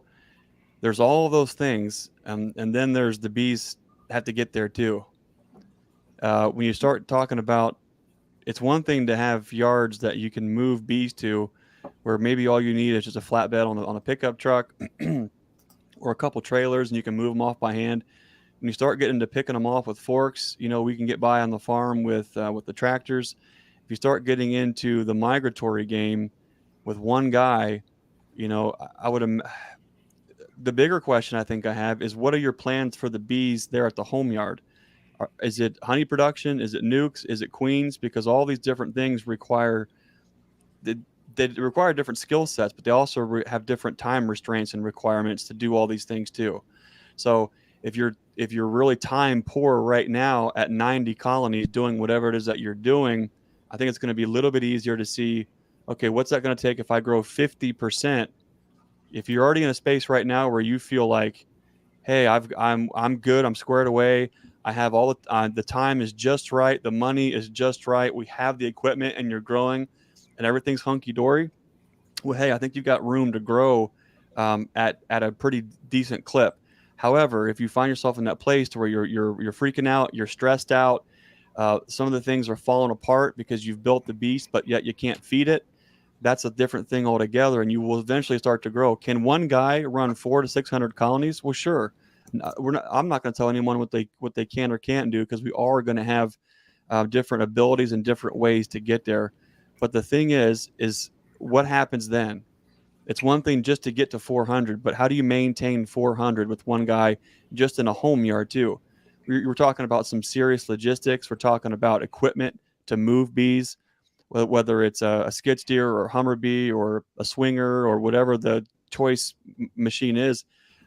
The money adds up. If money is no problem and you have the time to do it, then you have a lot more opportunities. But if the money's not there and the time's not there, and even if the bees are there, it's going to get a little bit tricky to kind of get into that growth phase. Doing it by yourself, man, if you're sending bees off to a broker and then they're just dropping them back and you're paying for freight, I think has some opportunities. But if you're actually taking them and you're working them and you're bringing them back, boy, I don't know how you can do that with one person. I don't know, but not to say it can't be done. Bruce, what are your thoughts on all this? First of all, thanks for the super chat, super stickers, everybody. I hope I haven't missed any. We've got Randy, Klingon Farms, and Fuzzy World. Thanks a lot, guys. And also Lisa from Grammy's midwife here, and had a real nice comment for us and the people who are doing these lives. So I'm kind of going through exactly what John's talking about. There are so many things to consider. This is what I would recommend, John. And I know a little bit about your situation. I know you're kind of wanting to grow quickly. I'm not sure if you mentioned in your question, I may not have heard, if you want to do bees full time. I know you kind of have a homestead there, I believe, and a lot of farmland around. But you also mentioned to me last night that you guys have not had, it's been really dry. I guess you've had a weird spring. I know it's been a weird spring in Utah because I've got family out there. My son was just snowboarding up in the mountains like a week and a half ago. So it's been kind of crazy in Utah, but I think you just need to kind of, and this is something that I think, I have learned the hard way, just kind of manage what you have, make sure that it's something you can manage. You need to develop relationships with people. The California pollination thing, if that's what you're talking about, is almonds. You need to develop some relationships with some folks that can kind of help you out. If you don't have all the heavy equipment and you do live in a farming community like you do, maybe you have some folks that have some flatbed type stuff or some forks that can help you move those bees around, because that's going to be the key. It's very expensive to go out and buy skid steers or to go out and buy forks and tractors and big trucks and trailers and lifts, and that stuff becomes very expensive. I don't have that stuff. I do have a trailer I use that we got for a really good deal, Rusty and I, but it's just, you have to weigh that out. And Greg, you're a little more further ahead of me on that, as far as just having gone through a lot of that or doing in the process of doing that now. But I'm fortunate that I have family and friends that have all this equipment. I'm also fortunate that I know commercial beekeepers close by that have helped lead me along the way, that help me move things. And I mean, I pay, I try to pay and help, pay them for their services if they help me out. But I'm blessed in that respect. If you're doing it alone, managing the bees is one thing, but getting them moved around and back and forth is difficult. I might recommend, John, that you reach out to Jose in California, Jose, the California beekeeper, because I know he does some brokering for some bees. He has queens, but he also does some almond pollination stuff. He might be able to lead you by the hand on that a little bit too. He's out west out there, and I know he knows some people from Wyoming. He may know some people from Utah. He might be able to help walk you through that process a little bit. But 400 or 500 colonies is pretty much, it can be a full-time job for you. My friend Davis and Tyler both do it part-time, but once again, their main goal is splitting bees and pollination. So that's what they're working for each year, and they're able to do it. But you have to be efficient. You have to be quick. You have to learn how to do that, or else it can dominate all your time. And I'm not to that point yet. I'm about maxed out right now, physically and mentally, with what I can do. But I may, I'm getting more efficient. Maybe I'll be better at it and moving forward. But it is possible, like Greg said. Davis, I think, has 300 or 400 colonies or more, 450. I know Tyler has hundreds more than that even, and they do it, but they are on the go and they get it done quick and very efficiently. You have to be efficient with what you're doing. And it is different here. Beekeeping here in Alabama is way different than beekeeping in the desert that is Utah. Yeah. He lives down in the Santa Quin area. Goshen is down near Santa Quin, Utah, and it's pretty desertous. They do have, they have alfalfa fields, they have irrigation and stuff there, but it's pretty dry. And so, it's a different ball game. But I'm told John last night, when I get out to Utah next time, I'd like to come down there and take take a morning or a day with him and just kind of see what he's doing and That'd just be get cool. a little better, because they seem to be really good people. And I wish you the best, John. I hope that answered your question. Kodiak, Lee, thanks a lot, man. Didn't have to do that. I appreciate everybody who's helped out tonight with these super chats. Dirt Rooster Randy McCaffrey just jumped on. Hey, Randy. Oh, hey, Randy. Rooster in the house. Glad to have you on here. He said he got back from a cutout. Well, I said video where it didn't happen. He might beg to do. He probably did a video, but if he didn't, he probably it's recorded. I'm sure it is. Yeah. All right. Bruce, I got one last thing. Not to spend any more time on that, but as you're talking about it, and I'm thinking about his question. One thing that is always on my mind is, if you're growing at whatever foreseeable rate, if you can find ways to actually cash flow the growth and be in the black, I think that's more important than getting to the magic number. Because just because you get to the magic number, we were talking earlier, you get to the point to where eventually it takes $1,000 to make a move in the bee yard, and then it takes $5,000 to add a box. When you get to 400 colonies and you'd have to just add one box and then one super, you do the math. Well, where's that money coming from? Are you going to grab your American Express and put all the stuff and pay interest on it and hope that you make all the right moves in the interim? That is pretty. I'm all for taking risk that you're comfortable with. But I think as you grow the outfit, there are times where you can be risky, and you can maybe buy bees or source bees to get you started, to get you jumped up, and then follow up, get the equipment ready and things like that. But if you start buying out operations, or you start buying loads of bees and equipment on credit to do these kind of things, man, that scares the tar right out of me. If you can find a way, whatever your revenue source is on the farm, whether it's nukes or queens, maybe it is honey, find a way to cash flow throughout the entire year. So as you figure out where your growth needs to be, you can cash flow it, and you can slap leather. You can buy a pallet of this, you can buy a pallet of that. It makes a lot more sense than just swiping a credit card because we've got the American bee dream. Ask me how I know. I agree. And I will, going right along with that, I have been blessed in that the only time I've been in the red with my bees was the first couple of hives I bought. I've always just tried to grow and stay in the black. Now, once again, I know people. I know a guy that has this. I know it. So I have people that are willing to help me out, and I'm willing to pay them to help me out. But yeah, it's just, that is super important, because, you got to just, those are all things that's very good advice, Greg. I bought a pallet of Premier Foundation frames deeps, just a month or 6 weeks ago, $3,300, just like that. Boom. Yep. And so when you start scaling up, you start buying things by the pallet to get a better deal, but then you start having $3,000 and $4,000 investments, or at least $1,000 or $2,000 investments, not including the trucks and the lifts and everything like that. Not And trying it to only discourage does 80 anybody. boxes. That's only 80 boxes worth. Yep. And then Yeah, as soon as you get it, exactly. it's out in the yard and thinking, oh my gosh, where did all that go? Well, my pallet, I actually ordered them, the wood and the I don't know if Jeff wants me to talk about this. I The ordered assembled ones with I ordered the wood and the foundation separately in boxes, and I'm putting it together. So we got okay. 1,200 on a pallet that way. There you go. I'm not sure if he advertises that he does that, but he was behind on putting them together, so he was willing to do that for me.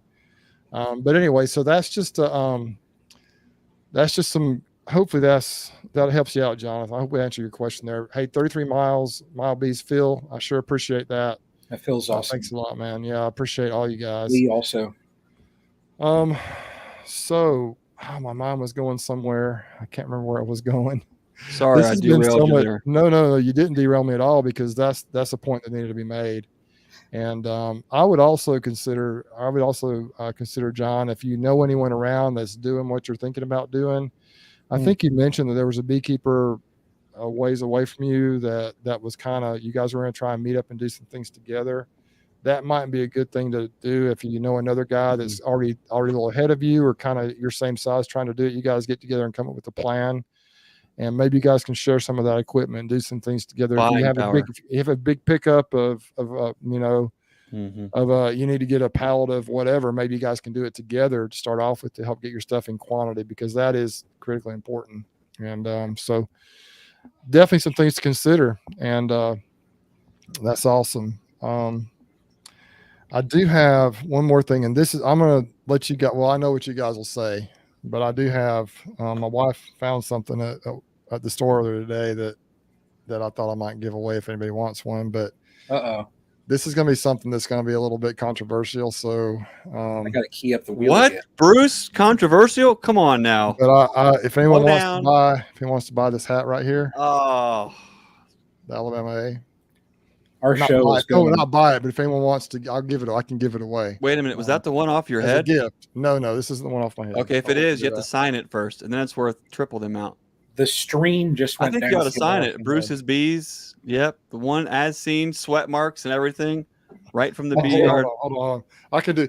My son, he got a flag when he became Eagle Scout. He got a flag that had flown over the Capitol. You know how they do that? They basically string them up. Okay. And fly a little while. I don't know if it flies a whole day or whatever, and then they string it down, put another one up, and so they do that to be able to give these flags out to Eagle Scouts or whatever. So I'm going to do this. If anyone's interested now, I understand there are a lot of people on here who are not probably. Wait a minute, I don't understand it. So what you're saying is you are going to wear that hat for 2 seconds. I'm going to wear it for just a couple minutes there. There it is. Oh man, the stream. May the power of Bruce compel you. Wait, let's all watch him adjust it so it fits his head right. There it is. Look at that. What a nice, look at that. It's like a perfect fit. That's like the perfect hat for Bruce. Rigged. It's rigged. Right, so here it is here. All rigged. So we're going to go ahead and spin that wheel. If anyone wants an Alabama hat from Bruce's take my name out. Just take my name off. I'm done. I wanted the honey. I don't want Bruce's sweat stains. Come on. This is actually my wife's idea. I thought it was a pretty good idea. That's smart. I had it here ready. But she's obviously the brains of the outfit. And I if you want me to sign it, I can do that as well. But I'm gonna actually send this one. So not that it's a big deal, but it has been on my head so briefly here. Oh my gosh. So you now, will you sign it on your head, or you can take it off to sign it? I want to make sure I can see what I'm doing, because my handwriting is bad anyway. So I'll get a Sharpie and sign it, and before I send it. So if anyone wants to go ahead and just put hat or whatever, just put hat in there if you want it, and we'll spin the wheel here in just a minute. If anyone wants this, that seems like a super sticker. That seems like an elite super sticker wheel prize right there. I know there's probably some Auburn fans on here and Ohio State fans that are not interested at all. I'm just impressed that you took your hat off and you're able to show the folks. I mean, I'm not comfortable. I have so little hair. I'm just embarrassed about it. So the hat's staying on. I'm proud of you, Bruce. You just I don't have. You were vulnerable. You were vulnerable and showed everybody. Way to go, Bruce. Vulnerable. Diamond Family Home says Dirt Rooster hat. I need to get that. Would be awesome. I need to get some Dirt Rooster hats and I got then, it. and then wear them, and we then could give give them some away. of those away. We could give some of those Oh. away too. What are you gonna wear those ones? Mike Berry. He must not be in Alabama. I think Mike like. I think Mike is actually a Navy guy, but he probably pulls for LSU as well because there's Go That Tigers. is about as bad as giving Ohio So State. listen, Brian- I understand that there are all kinds of fans on here. If you win this hat and you don't want it, then let me know and we'll give it to someone who does. Yeah. So, We're probably going to be spinning the wheel half the night now because Oh my nobody's gonna gosh, want we're this trying to get out of Alabama. here. Yeah, golly. all right. So All go right. ahead and spin it. Let's see what we come up with. This is the most. I think my finger just broke just by clicking the button to give away a Bama hat. Oh, look at that. Keep it. Who Keep is it. Keep it. Oh, that's terrific. Oh, that's great. Oh, wow. Let's try again. That is hilarious. I Maybe gotta it's not say it supposed to again. be. I've already got it. Oh, I come don't need on. another one. That is too funny. That's classic. Why is my name on there? My name That's hilarious. I got a clap. That's good. Here we go. He won something He before. won something else. What do you want to do there? Yeah, I think we need to limit it to one. Okay. I don't know. His name. All right. You Destiny, could save we're on spinning shipping. again. Sorry about that, but I think we need to let somebody else have a shot at it.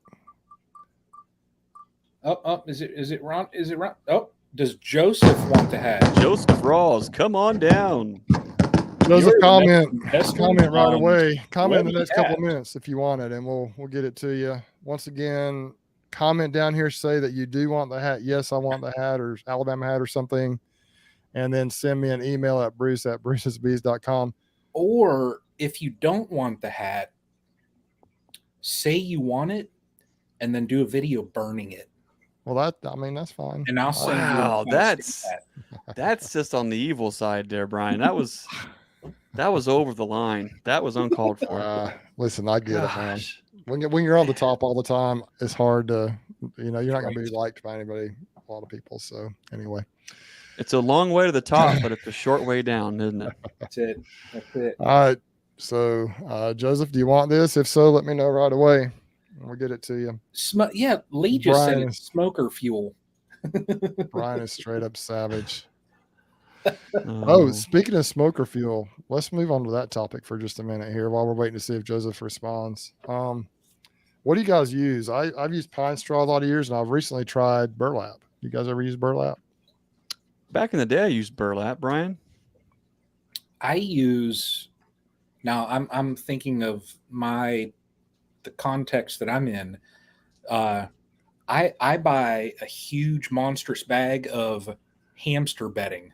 Oh, The okay. cheapest hamster bedding, and that bag it's like those pine chips or whatever, those shavings.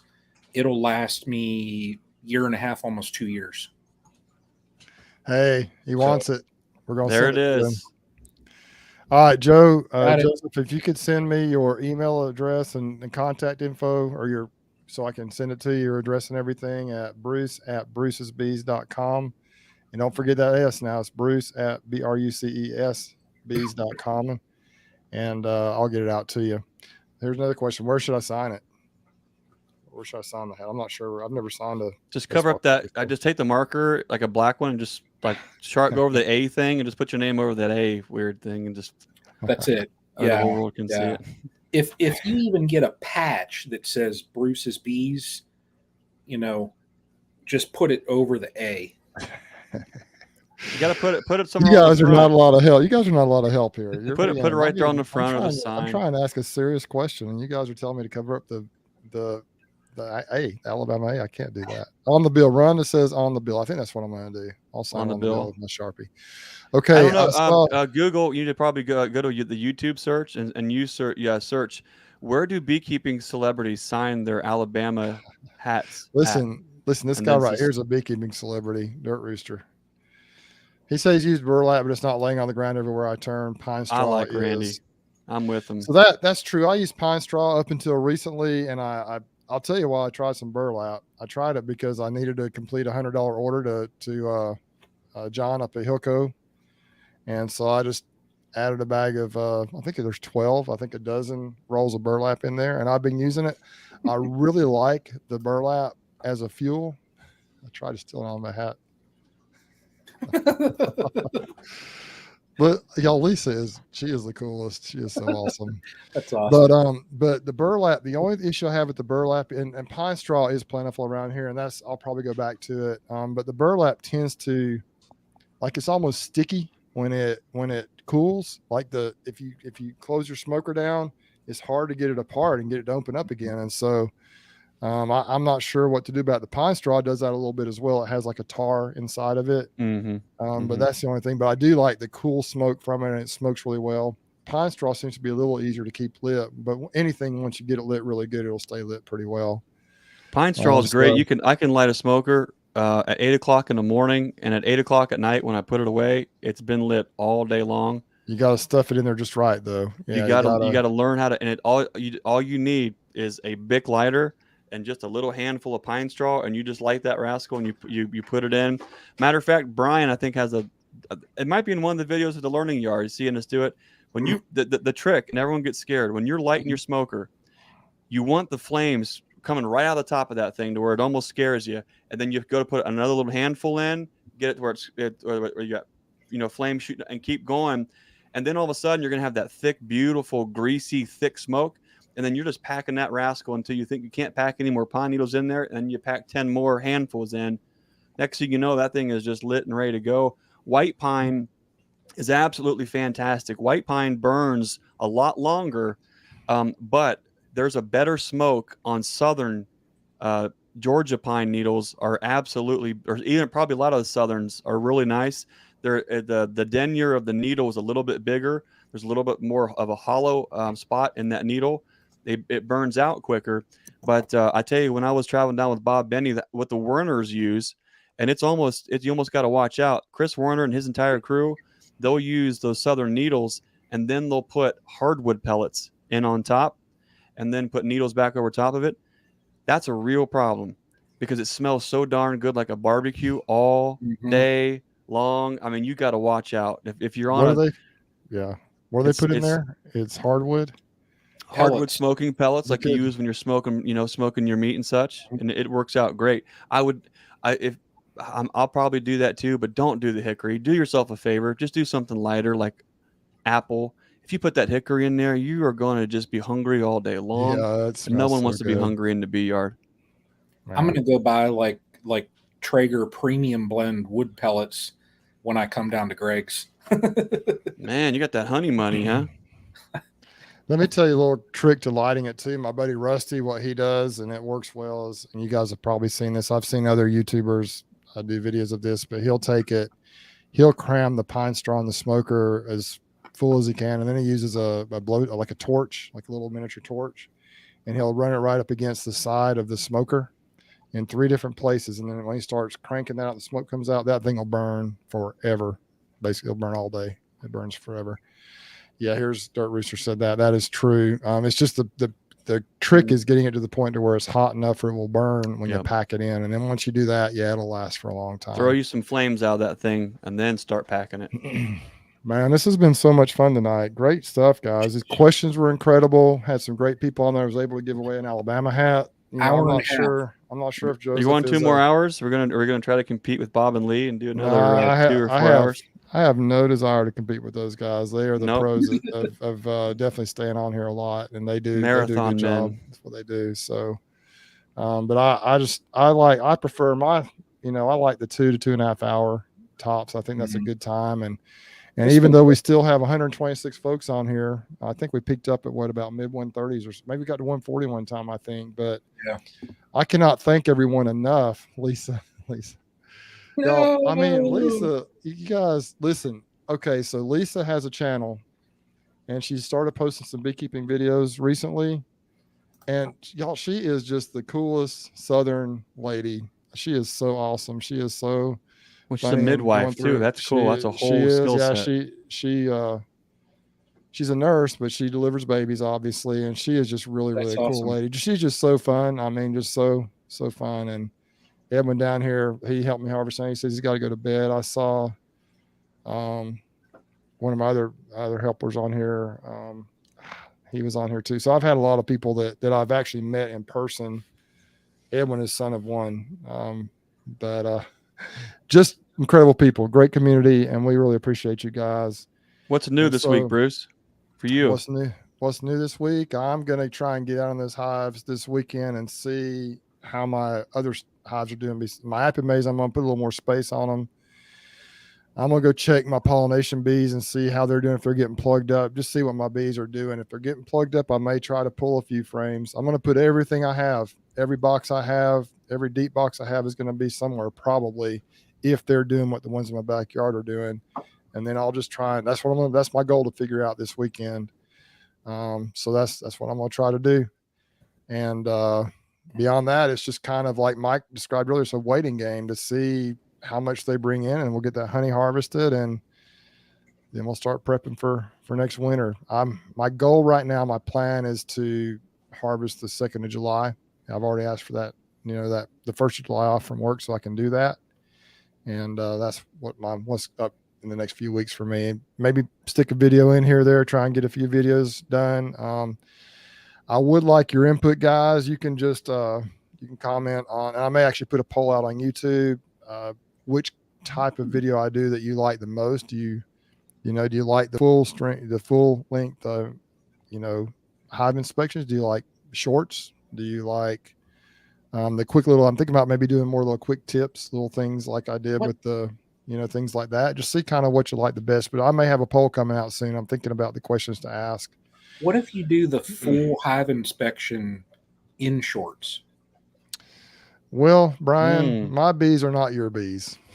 Not yet. And also think about this. Many of my bees are basically on the ground. So where do those bees go first? They go right at your legs and ankles. In your case, your bees are up off the ground. Yeah. And so, yours are at least 18 inches off the ground. But his are a little closer to his belt, if you know what I mean. So yeah, belt are a little below. I hear you. James Crouch. No, naked beekeeping. That is right. You don't want to see my legs. I'm sure of that. So, hey, thanks, Cheese Bees, for that. Really appreciate it. Thanks for checking in and for the super sticker. I really appreciate that. And something else to remember. And I'm not trying to. I just want to let you guys make you aware of a new feature on YouTube right now. If you want to kind of help someone out without having to watch the ads, you can go to Super Thanks. There's a little heart on the YouTube videos with a little. Is a dollar sign in there, Brian? And if you click on that, you can. It's like you're doing a super sticker. Not for me or anybody else, but if anybody you like, if you say that little heart, if you want to send them a buck or something, I'm sure anybody. So we shouldn't do it for yours. I'm not saying that. No. I'm saying, okay. I was gonna say. Let me see. As soon as I get off here, I'm gonna go check that out, Bruce. But that's something I think is a fairly new feature on YouTube, and I think the first person I saw it on was Cayman, and he's got it on there, and some people you see him starting to do that. So are you guys showing the one, Brian? Is that what you're doing, or? It's a heart. It's a heart with a. Yeah. I'm actually pulling up. I'm pulling up your video that I watched earlier, right there. Yeah. Wow, look at Brian's video history. What do we have here? It says thanks beside it. But that's just something where you can. Look at that. Yeah. Okay. So anyway, just another little, just a little education. Nature's Image Farm history there. Thanks, Brian. See? Wow. Anyway, guys. I just went and saw Greg, the other day. Greg, do you have that? Have you enabled that, Greg? I haven't. Bruce, I can't even seem to enable a video these days. So not until we get past the nukes and the queens, I just can't do it. I'm not intentional. There's so much stuff ready to go. Actually, it's not ready to go. There's so much stuff shot, but getting around to putting it out has been a real problem. So, well, guys, I know on the East Coast you guys are after 10 o'clock right now. We're at 9 here. West Coast is still fairly early, 7-11 out there, but we really appreciate everyone checking in. Brian, what do you have coming up in the next couple of weeks? You said you may have another week off of work because of some issues. Well, I'm not off work. It's just. Yeah, I didn't mean off work, but not traveling. Denver is having a problem with a certain virus. So I got a phone call today that said, hey, the clinic that we were supposed to go to next week is having an outbreak and they don't want people on site. So I'll probably just do remote training next week. So, AKA edit videos. well, no, because I actually have to be focused, and I'm actually training. I'm sorry, they're listening right now. I'm sorry. Right, they're listening. You did never edit videos during the day. Right, I never did that. Never did that. So, but the bee yard, I actually, I have another box to add on to the 7-frame Yappy. Yappy. It ain't easy being awesome. You're Yappy. You just that's Lord right. is hard to be. Our Lord is hard to be humble when you're perfect in every way. That old song. Remember that? Yeah, that is, yeah. Oh, look, Bradley's in here. Down under, fella. Now I'm gonna add on to my 7-frame, and then there's 2 colonies that I need to check. I just need to check on that poly, and if it's not queen right, then I'm just gonna throw a frame of eggs in that over. And I need to check the farm hive. I haven't checked that thing in like a month. So every time be out and look out for another swarm video. No, I go by and the activity is good. They've got supers. Right. So I just need to check, that they're queen right, and check the supers too. Because if there's frames that are packed out, then I'm going to swap those. I'll pull them and throw in, ones that are drawn out. That way I can keep pulling honey. So just a little bit, but the whole front row that I have, I think people saw that video. They're in a pretty good spot. So I have them where I'm kind of comfortable. It's just a couple hives that I've got to check. So not too much. So awesome. Greg, what you got on tap? Saturday, we have the learning yard here at Nature's Image Farm, and the last weekend for nuke pickups. And we're starting to have the local queens pre-orders go out. I think old Brian from Castle Highs is coming down on Saturday. Oh. Our buddy Dan Bokris, I think, will be there. Yes. A few other local friends will be there. Of course, with all of our bee folks will be there in the shop learning about bees, and we'll take that information, go right out to the learning yard, and see all these different configurations and things. So, looking forward to that. Looking forward to getting the main nuke thing kind of behind, and then the main queen thing moving forward, and all that, and then. Bruce, since it's just the 3 of us, I did want to mention that I might come down and see what you're up to at the end of July. Oh man, that'll be fun. I hope we don't experience a bunch of hive beetle slime outs. Well, if we do, I hope to see what you do about that. Maybe if you're ready for those queens, maybe bring those down in person. That would be cool. That would be a lot of fun. Got a trip coming down, so hopefully can cruise through Alabama there briefly and see what you're up to, hand deliver your queens and all well, that. what would be really fun is if we could get some of these local people here that watch these chats, people like Lisa and some of their son of one, Edwin, and some of these other folks that have been watching. Maybe we could do something together. That'd be kind of fun. Cool. Meet at one of the bee yards and just get to know you. And Brian could fly down and hang out with us and all that good stuff, You have to keep Brian. Yappy, though. How can I keep you away from Yappy? If I see Yappy, I got a feeling you're going to see like Ohio Hillbilly stuck under a house collapses on top of Ohio Hillbilly. The ruby slippers like curl up and he goes underneath there, and you'll never see me again. Yappy, you probably drive right by Yappy's house coming down here, pretty not far from it. He lives up in the Gadsden area, I think, which is. I want to see that video on Yappy's channel. See like the house fall and out flies Greg on a broom. I enjoyed it, guys. Thanks everybody for hanging out with us, the comments, and thank you on not only Bruce's behalf but all of ours for all the support on all 3 of our channels, for the stream team beekeeping chats. We have a lot of fun. It's fun because you're here. You make this thing awesome with your questions, with participating. We can't thank you enough for the super stickers and financially helping us all out too. That's absolutely awesome. You guys are incredible. Bruce, any final thoughts from the guy, the one, the only, the Dothan Shogun, the man who wears the hat and signs it? Yep. Are you still wearing it? Yeah, I'm still wearing it. That's had like 28 minutes. That's like 28 minutes of sweat. Magic. I just want to say, and I'd like to echo one of Greg's sayings here, # be the lighthouse. That's important. And be the change you want to see in the world. Is that what you say, Greg? That's it. And I guess we'll close it out here. Y'all take care, be safe, and we'll catch you on the next one.